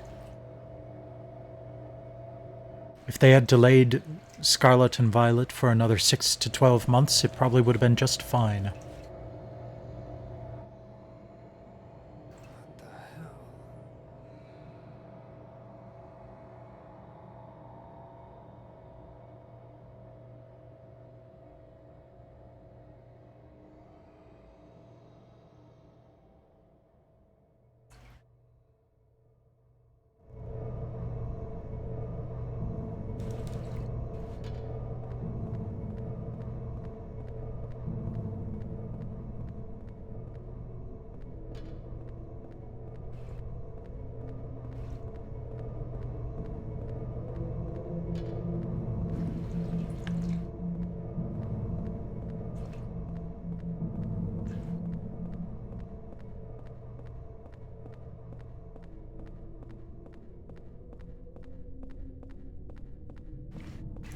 I don't know. I really don't know what Nintendo should do for the next console. They probably could make a pretty decent second handheld. I mean, the Steam Deck can show us that handheld nowadays can have some pretty impressive power, but Who are you? the originality is worn off, and now it actually has a competitor in that space because of the Steam Deck. Henry. And you? This is my dream, and you don't even know my name. It's Cynthia. Your dream. That's my mom's name. She doesn't look like that. This is just a dream. And a really terrible one, too. I hope I wake up soon. So you think this is a dream, huh? Well, if it's not a dream, what is it? But I mean, the Steam Deck is basically a portable PS4. It's really damn impressive. I can't find the exit. Say. The Switch can barely keep up with the PS3 and Xbox 360. I'm scared all alone. I'll do a special favor for you later. It's just a dream, so I might as well have some fun.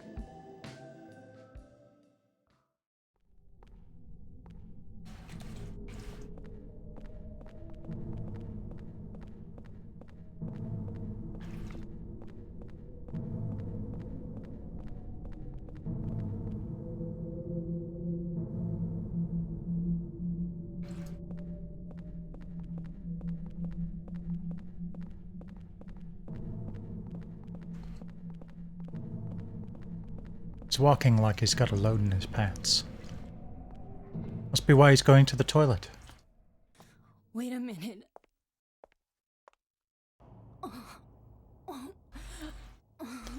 I think I'm gonna puke. That's unfortunate, too.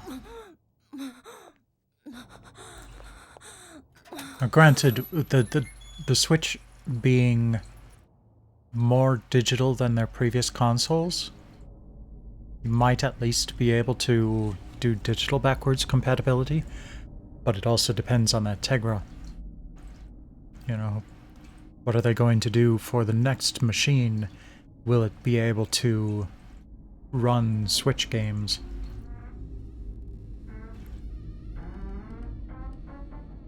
Up until the Switch, their track record had been one generation back of backwards compatibility for quite a while.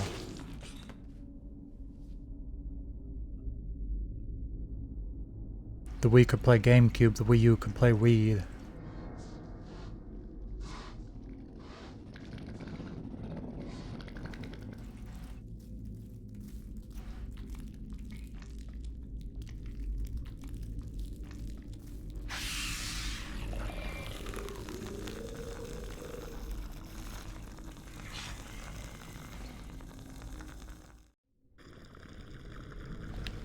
How do I bring out the baseball bat?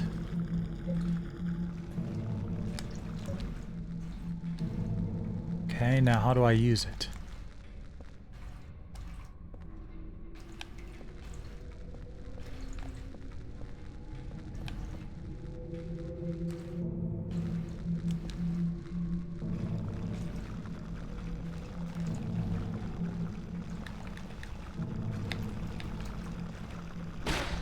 Ah, there we go.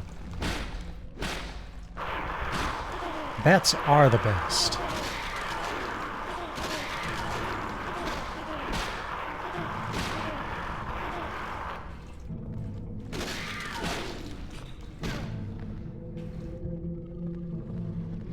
Yes.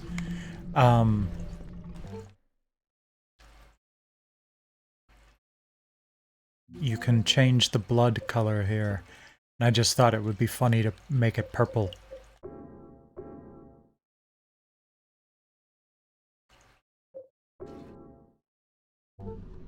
See? Now it's red. It's a weird way around the, around censorship. By default, it's green. Yeah.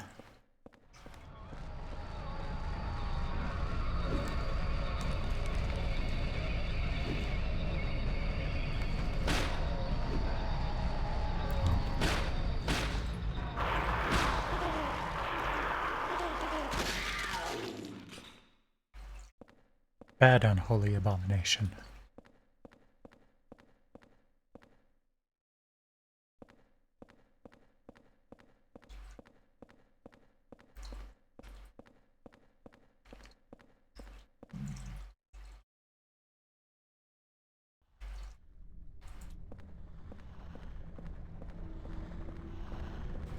Okay, that's large.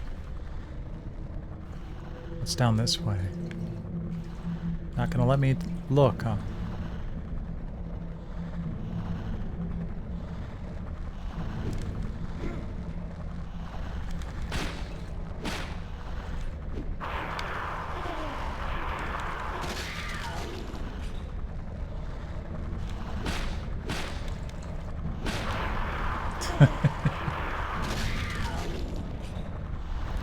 Never going to that Taco Bell again.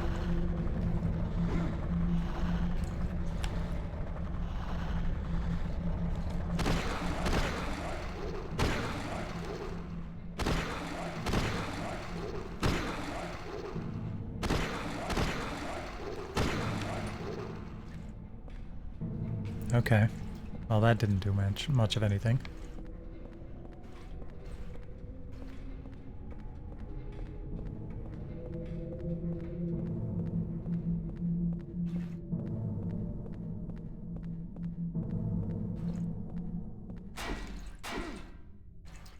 Nope.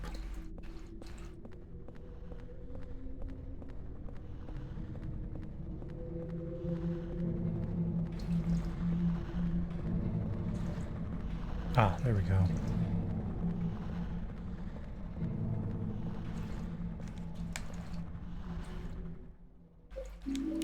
Sure, even though I don't have a pistol.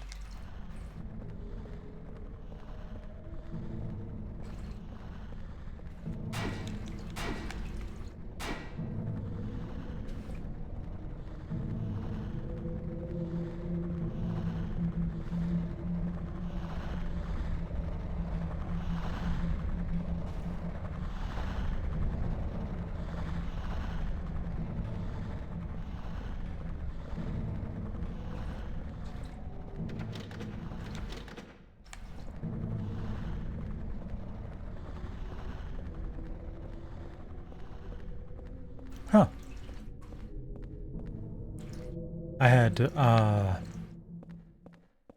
burned DVD for the Xbox version a while back. But even then, I didn't actually play it.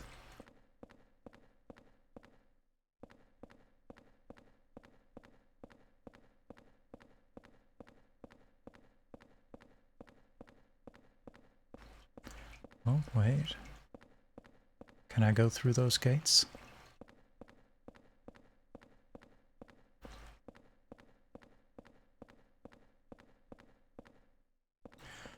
I mean, I don't know that I'd want to try going through something like this in a Silent Hill universe, but...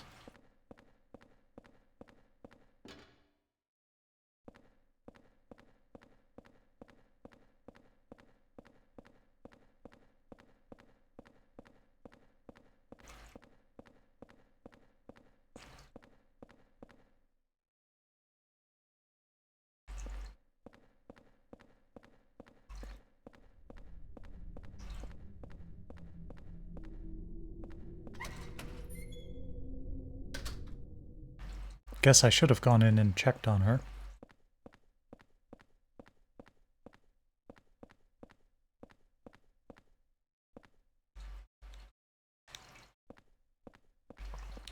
Figures. Woman goes to the bathroom and disappears through the huge hole in the wall that's got Eldritch scrawling around the edge of it. Oldest trick in the book.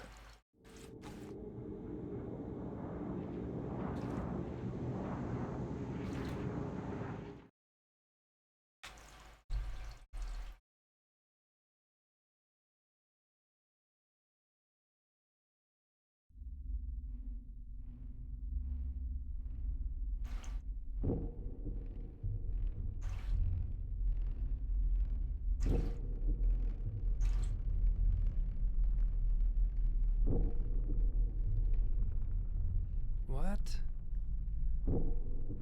Another dream. Am I a bowling ball dreaming I'm a plate of sashimi? Or could it be? Was I really inside that woman's dream? Oh, that's just stupid. What am I thinking?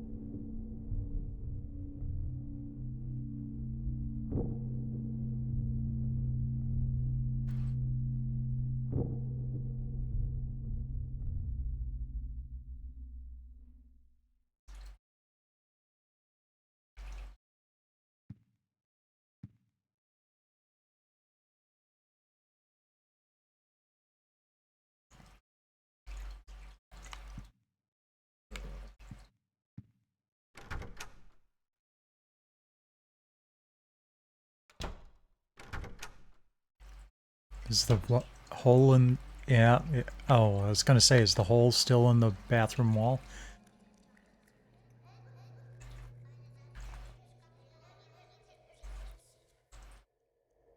Of course there's no one in the bathtub.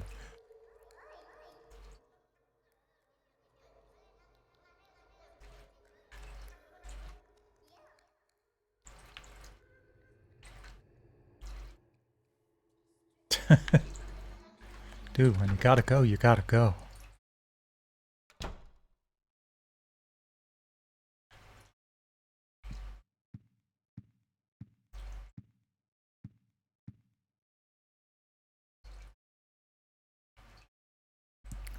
Who's this Walter asshole?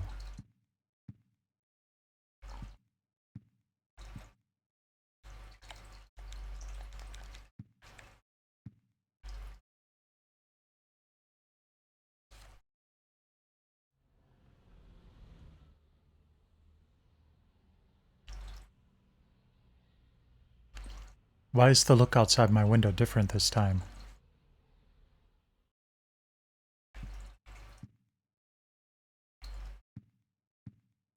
Like, it's not just a different scene on the same street.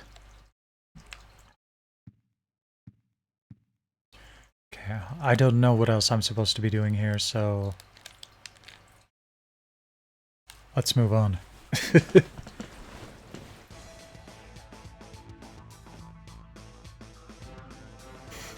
To Neo Contra.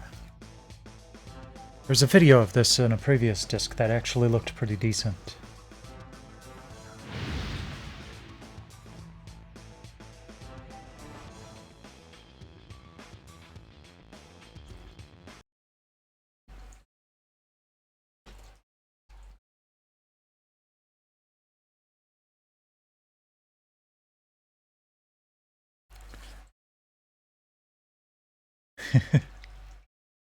I should try it here.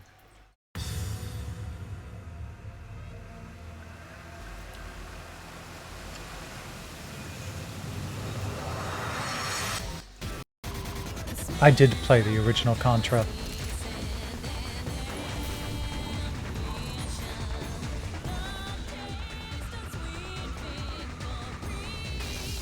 On the NES and in the arcade.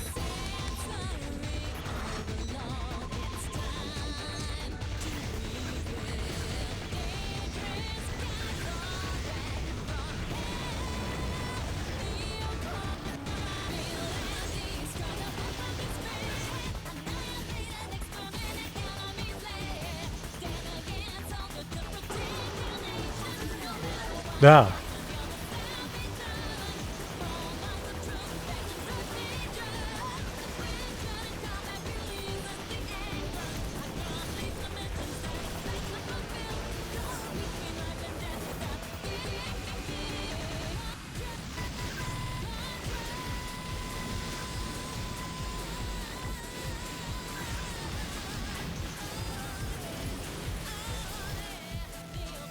Okay, now that's just a dick move.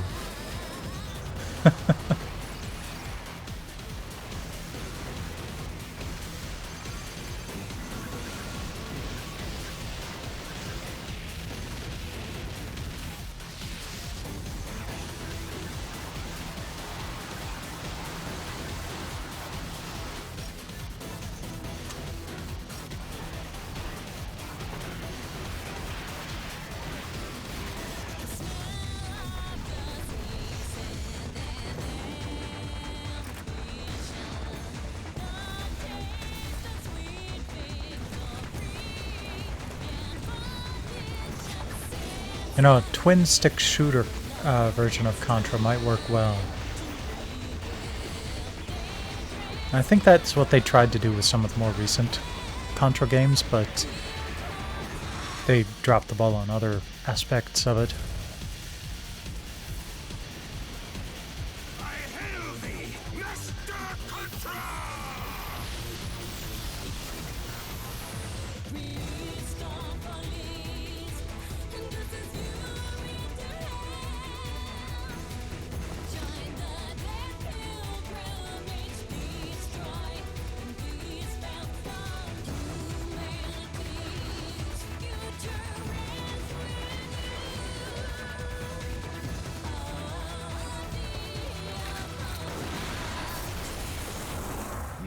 Contra.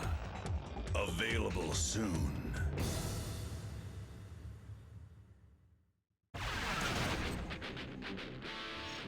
Or we get to play the demo now.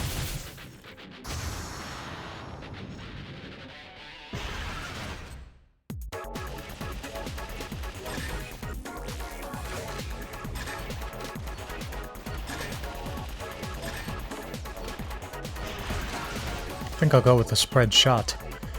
The lock-on thunder.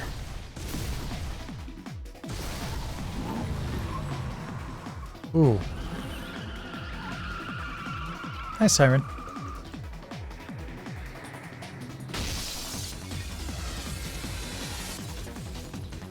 Alright, let's see. Oops.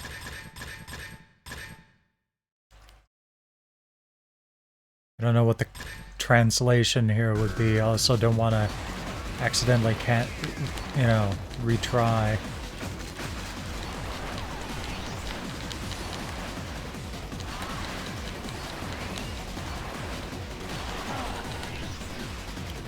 Okay.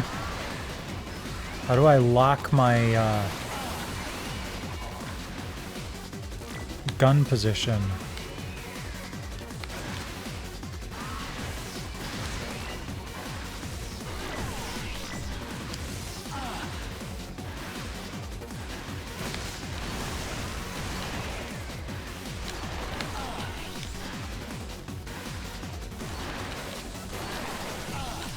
Because I can't always be pointing in their direction.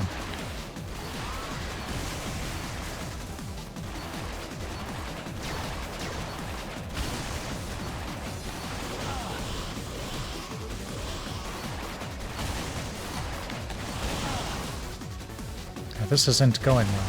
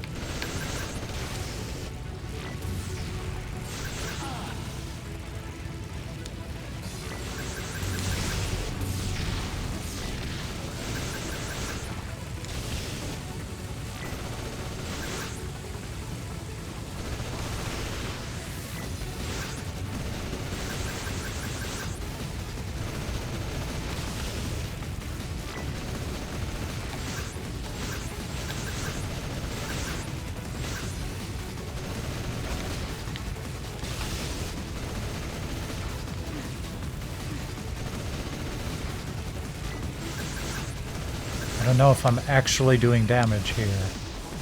Okay, yep, I am.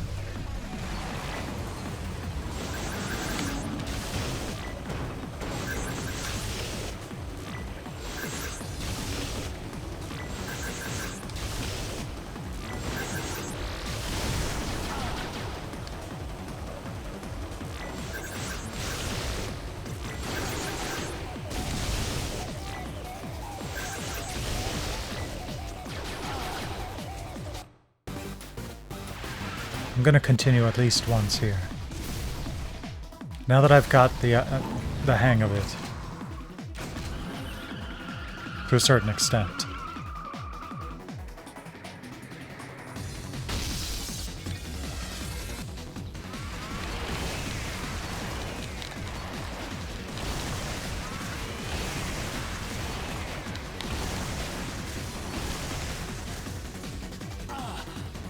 Oops.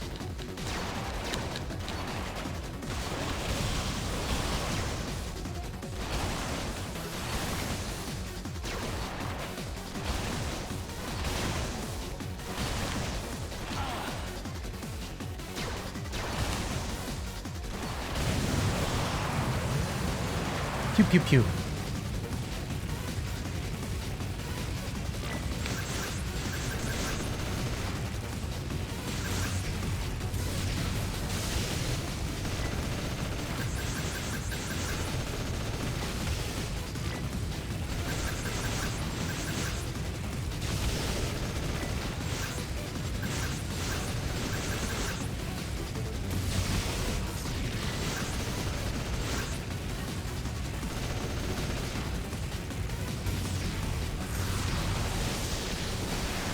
Oh.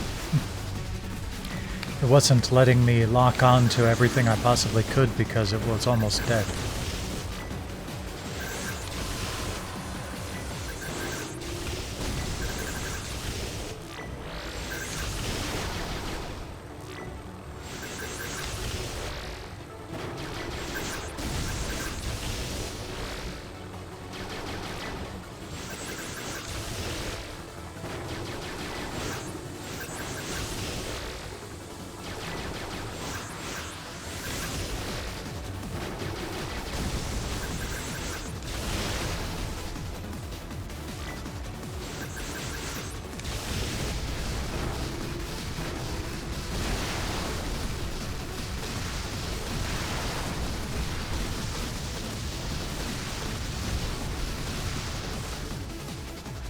A second.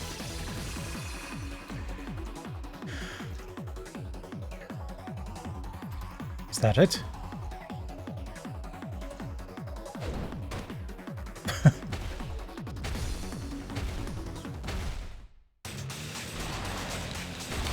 The hell?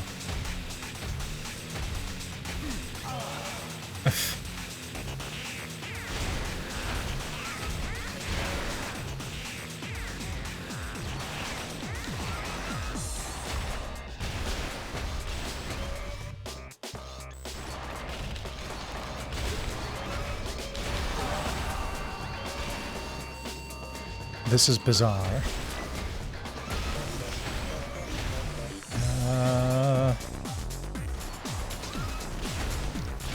I don't seem to do any damage if I turn around and shoot at him.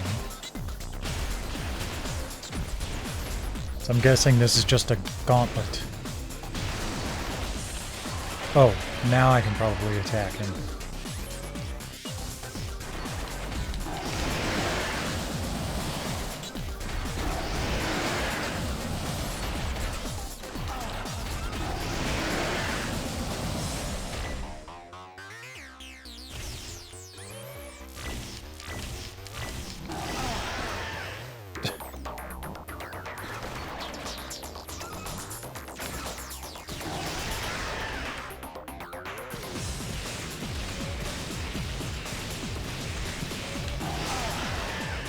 Ow.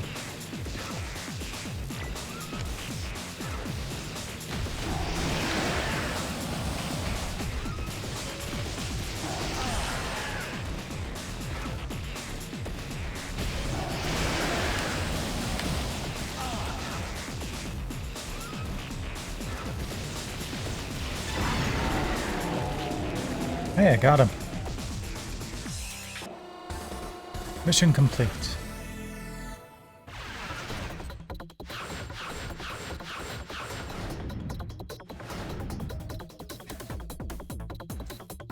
I got your D's.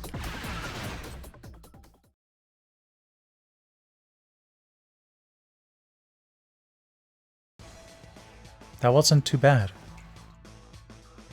It was challenging, but not absurdly so. Tech 2 Staff of Dreams.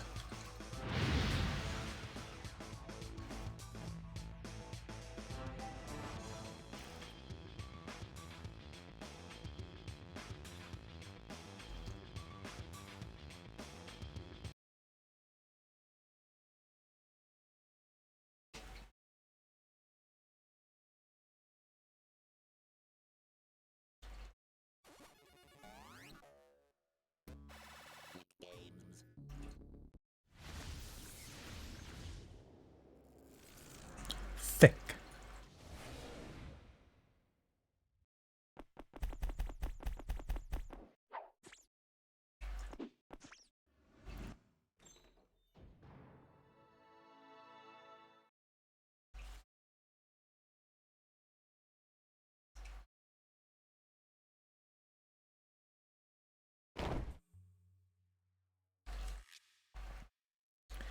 The first game's demo was quite a lengthy one. Hopefully this one's not quite so bad.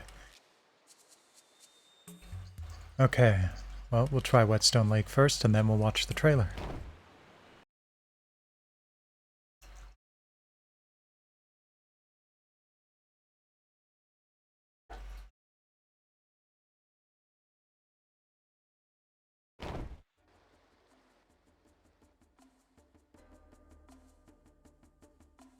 It's not a series I ever really got into. We need to get to my brother's place.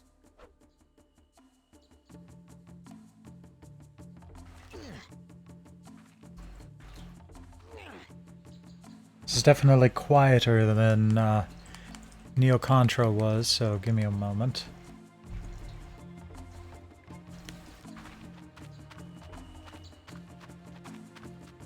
Look for feathers. They will show you the way. Yeah. I wonder what spooked these little guys. Woodies. These nasty wood spirits are the bane of all nature.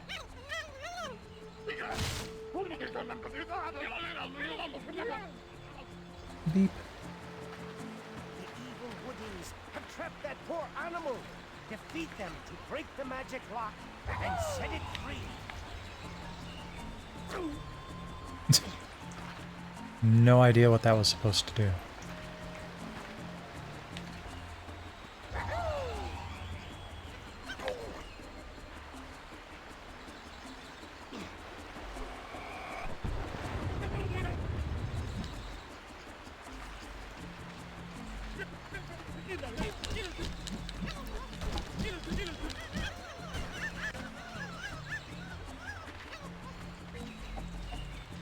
Well, I rescued him.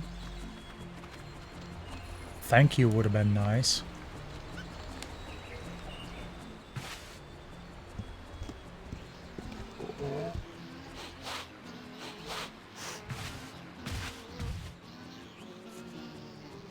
Don't do it, dude.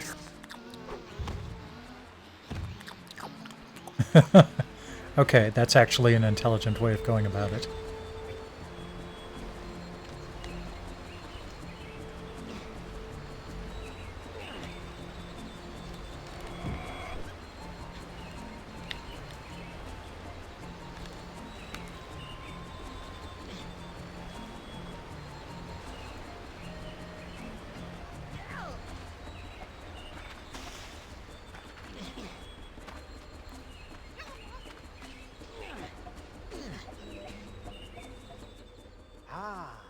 A Juju shrine.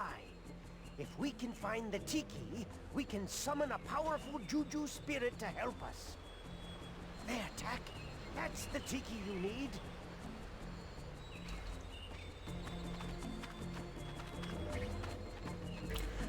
The controls actually feel a little bit better in this game compared to the first one, though.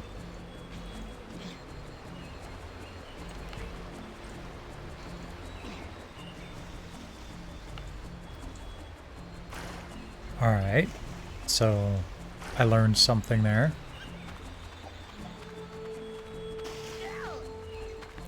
Alright, that fucking squirrel is throwing nuts at me.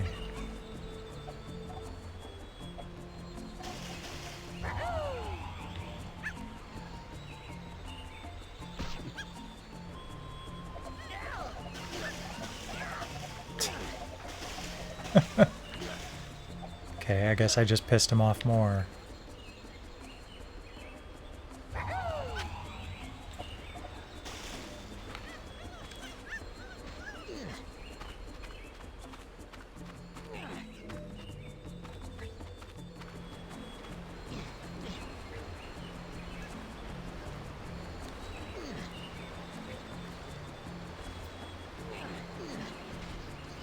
There we While go. the bear is busy eating honey, we can jump on his belly to get a good bounce up.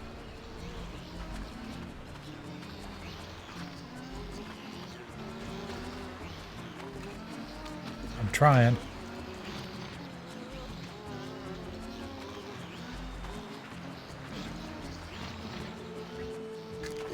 There we go.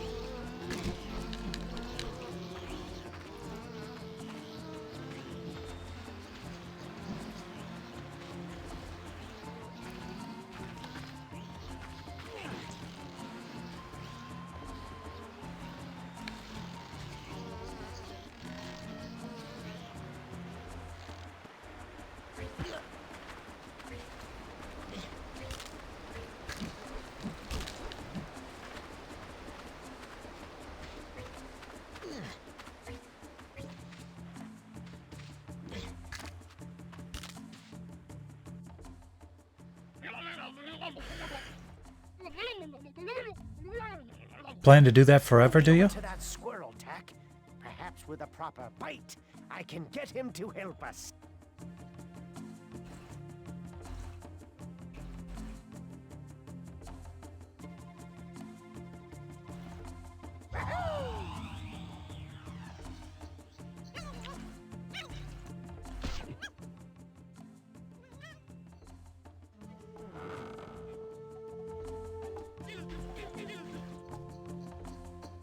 Is there another one over here? Yep, okay.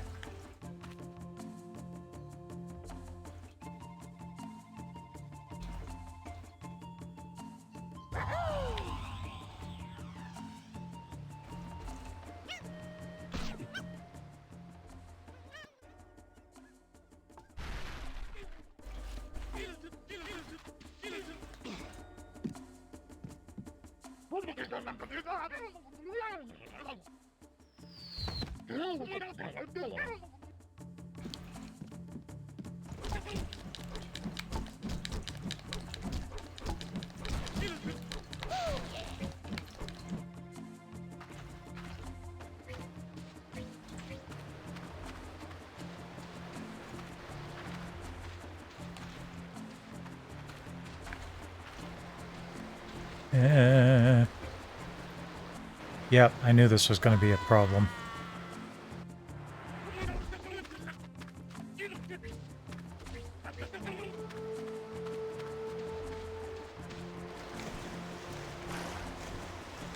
No, no, no, no, no, no, no.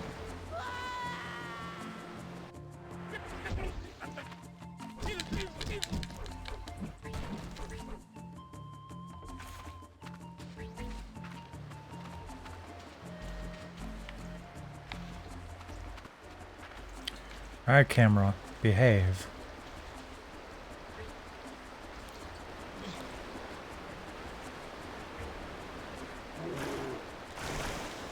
Okay, it's not just the camera here.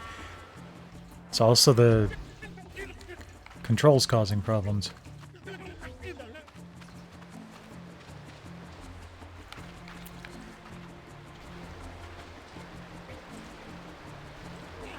So this was one thing that it took a while to learn with 3D platformers, is yes, it's cool to have an actual, honest-to-God shadow that falls where it's supposed to, but in a 3D platformer, you need to know where you're going to fall.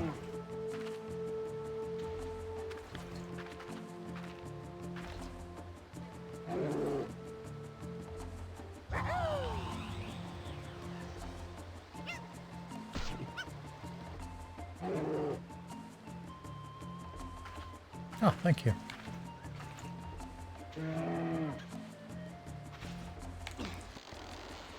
Oh. That was too close for comfort.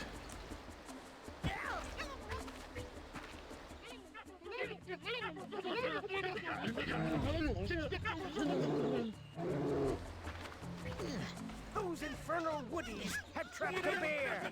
We can set him free if we defeat them.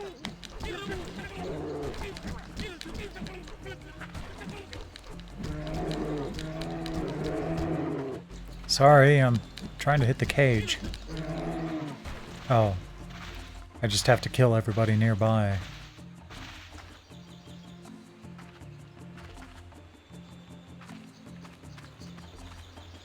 Do you smell that, cat? I think a skunk is nearby. See if you can find it.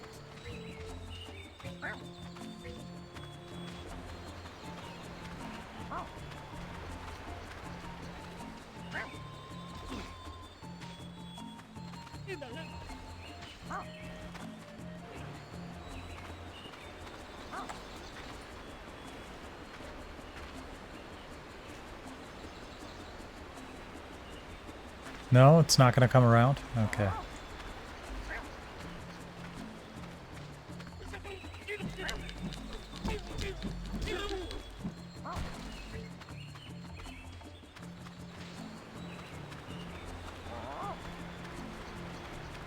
The stench from the skunk should scare most animals away. Oh, whatever.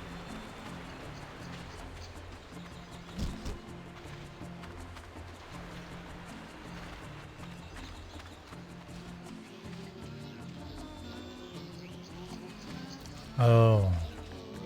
I bet I need to get the skunk over by the bear.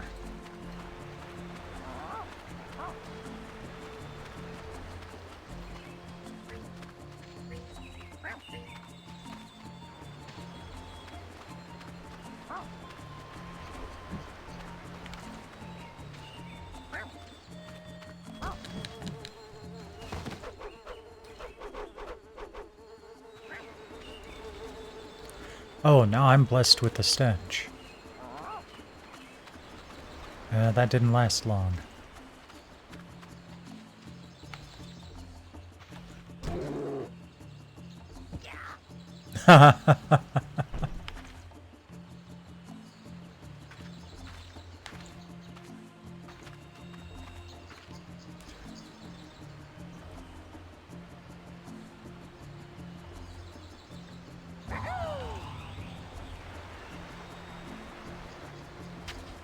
Oh, dang it.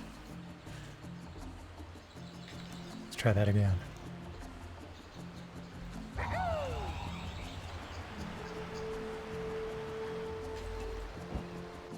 Ah, just barely missed.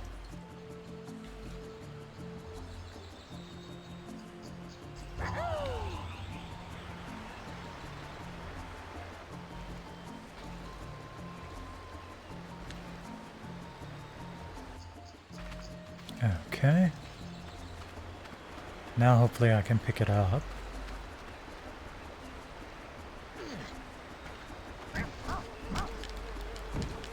No, that didn't do it.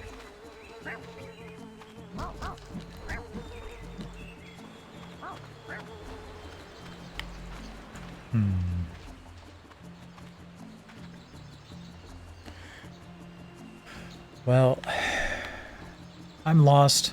Need to move on. The stab of dreams. Its magic is legendary.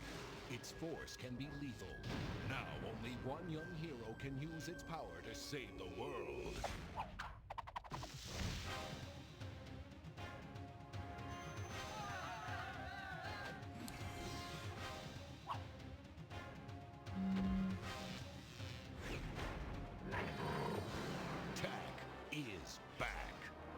Faster, braver, stronger.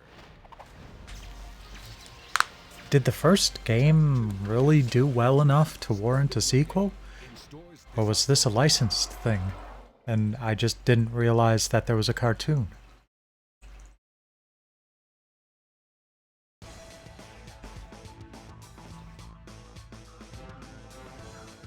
Okay, was that the trailer? Not quite sure. Go back in and double check.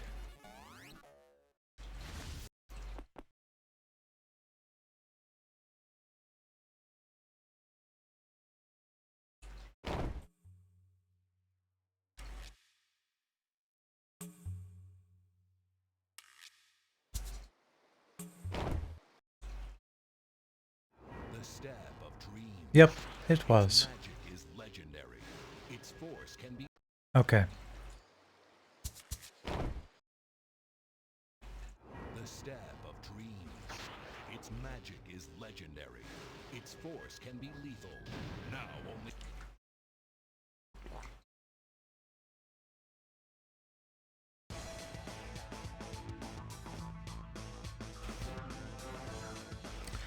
Alright, next up is Need for Speed Underground 2.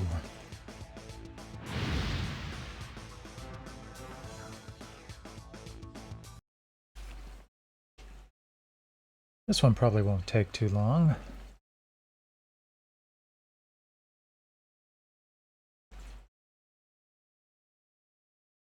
I think I have Need for Speed Underground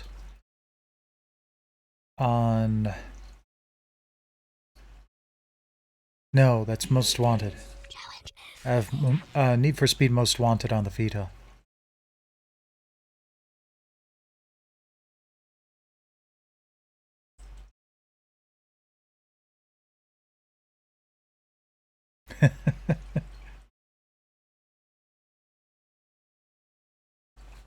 I do.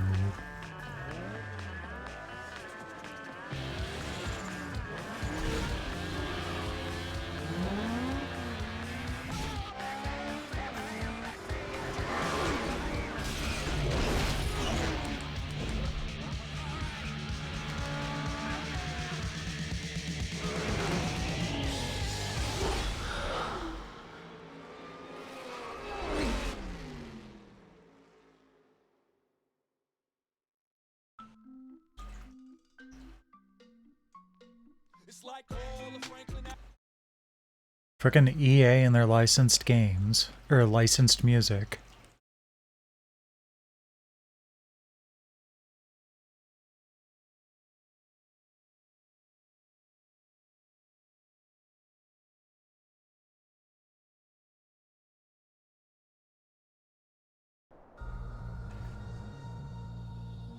Well, that's appropriate. While I'm playing on Twitch, but I'm not playing the Switch.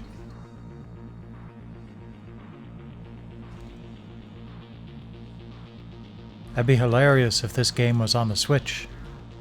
And you could play this on the Switch while playing on Twitch. And get the song Switch Twitch in your game. Singular. Oh dear God.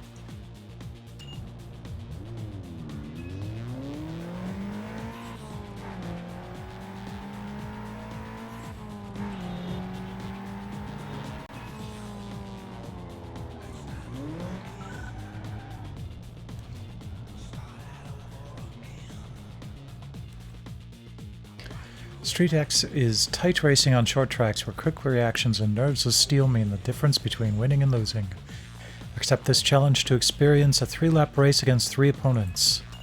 Okay.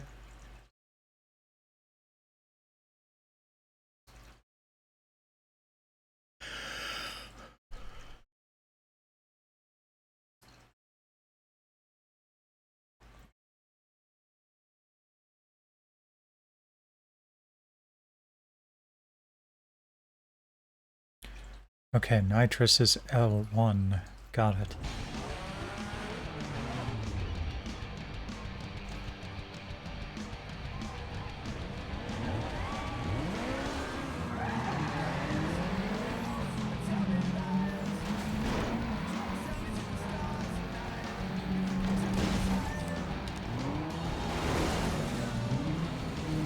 Get out of my way, dumbass.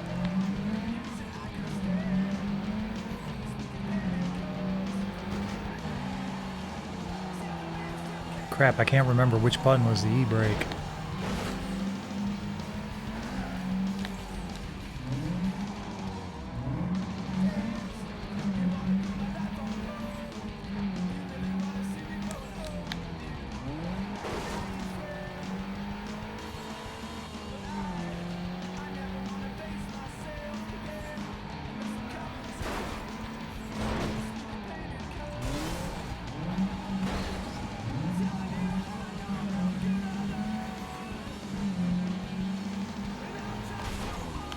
Thank you.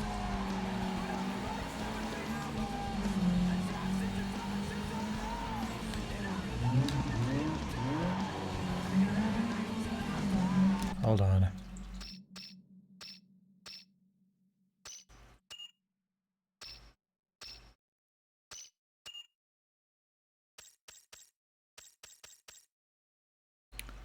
Dang.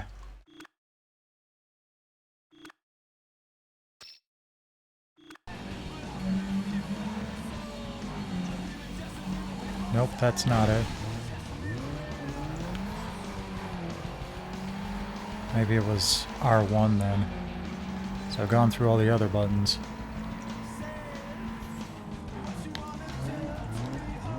Nope.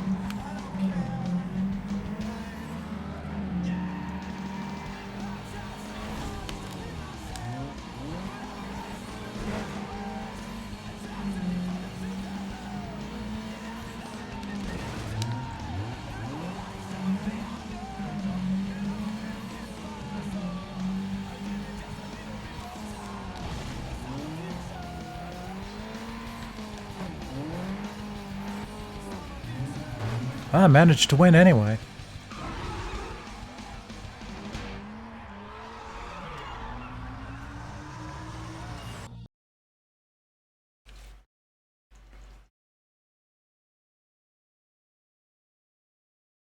Looked like there were a couple more events on the map that I could play. E-brake is R1. Okay.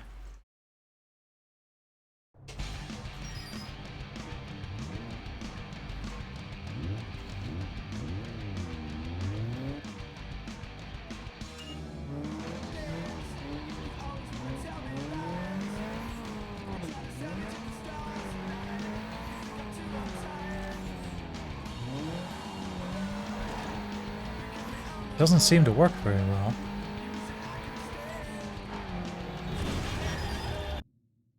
Can I turn off the music? Good.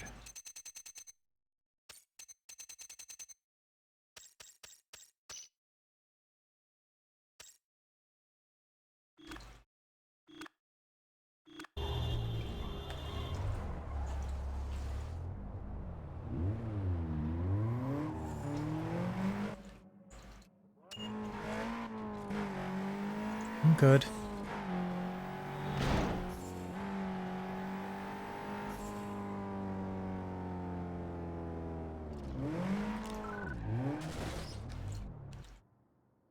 Circuit racing. Enter this event to test your skills in a 2-lap race against 3 opponents.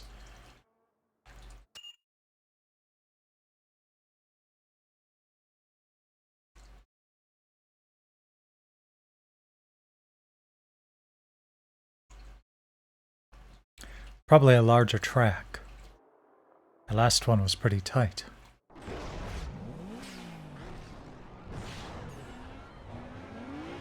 Oh, look, we've all got the same license plate. How embarrassing.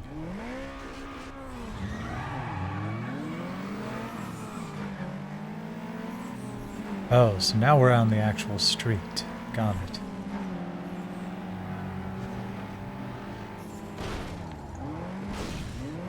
Jerks. Well, okay. So you pushed me into a shortcut.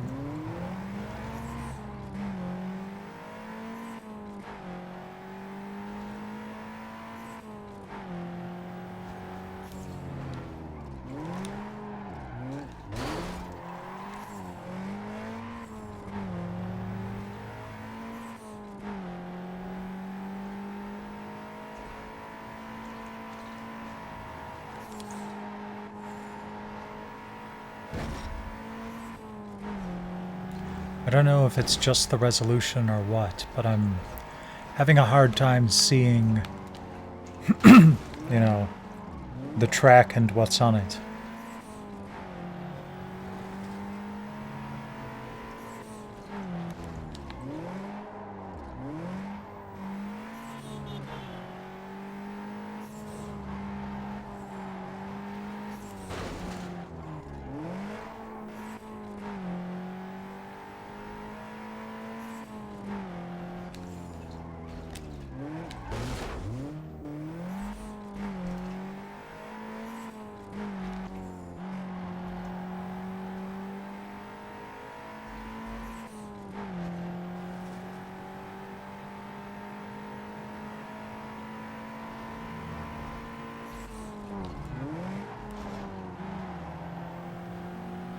Hey, handled that turn pretty well.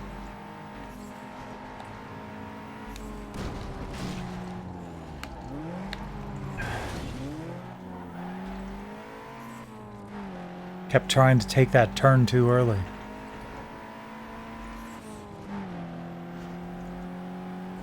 Oddly enough, it's a little easier when I can see a competitor up in front of me.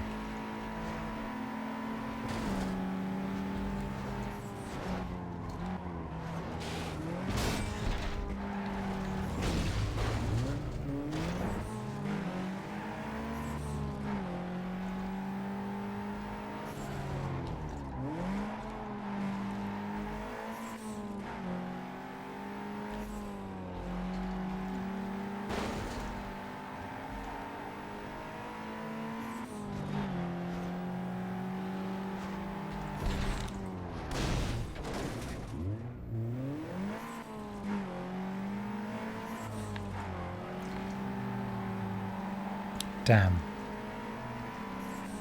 I was hoping I would at least not come in last.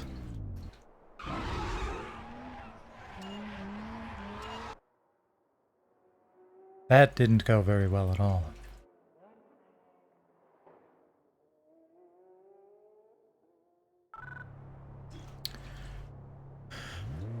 Okay.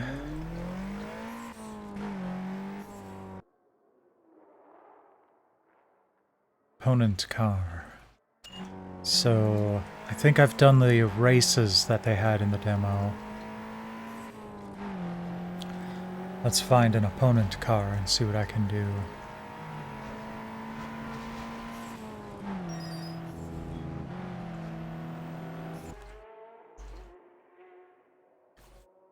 Pressing up on the directional button when prompted by your messaging system. Get 300 meters ahead of your opponent to win. Interesting.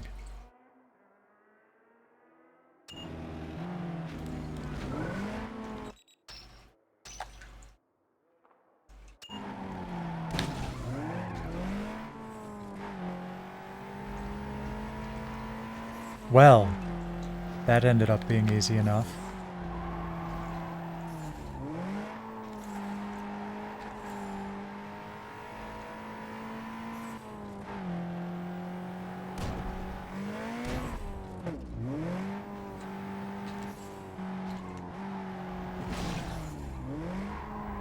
Oh, shoot. I screwed that up.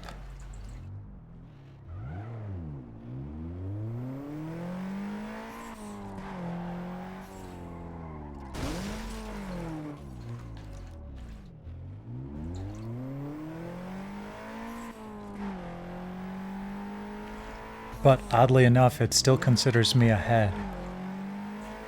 Okay. I could have had that easily.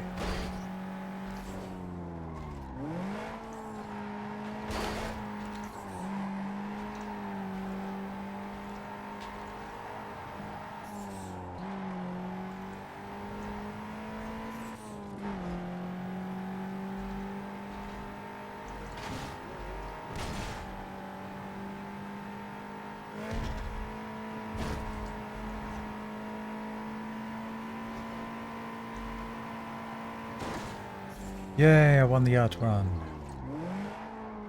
Okay, that was pretty cool. I like that gameplay mechanic. But I think we're done for now. We've done everything the demo has to show us. That's a pretty large game world for the PS2.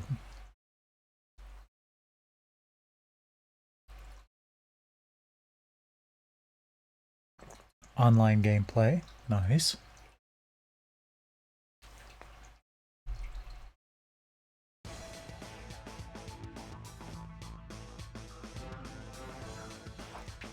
Crash Twinsanity. How much do we have to go? Oh, there's a lot left. I think I'm going to finish up tomorrow night. I know it's a little bit early, but I really just need to stop for tonight. And I'm not going to get this done early, and I don't want to go over. But that's fine.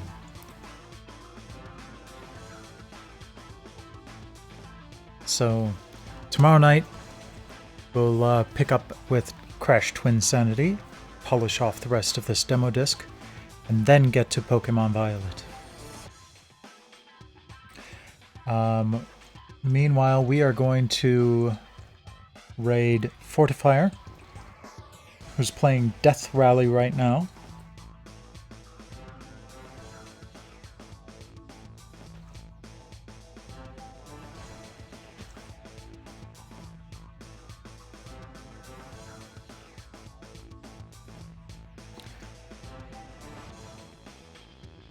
Thanks to everybody for dropping by tonight. Always appreciate it.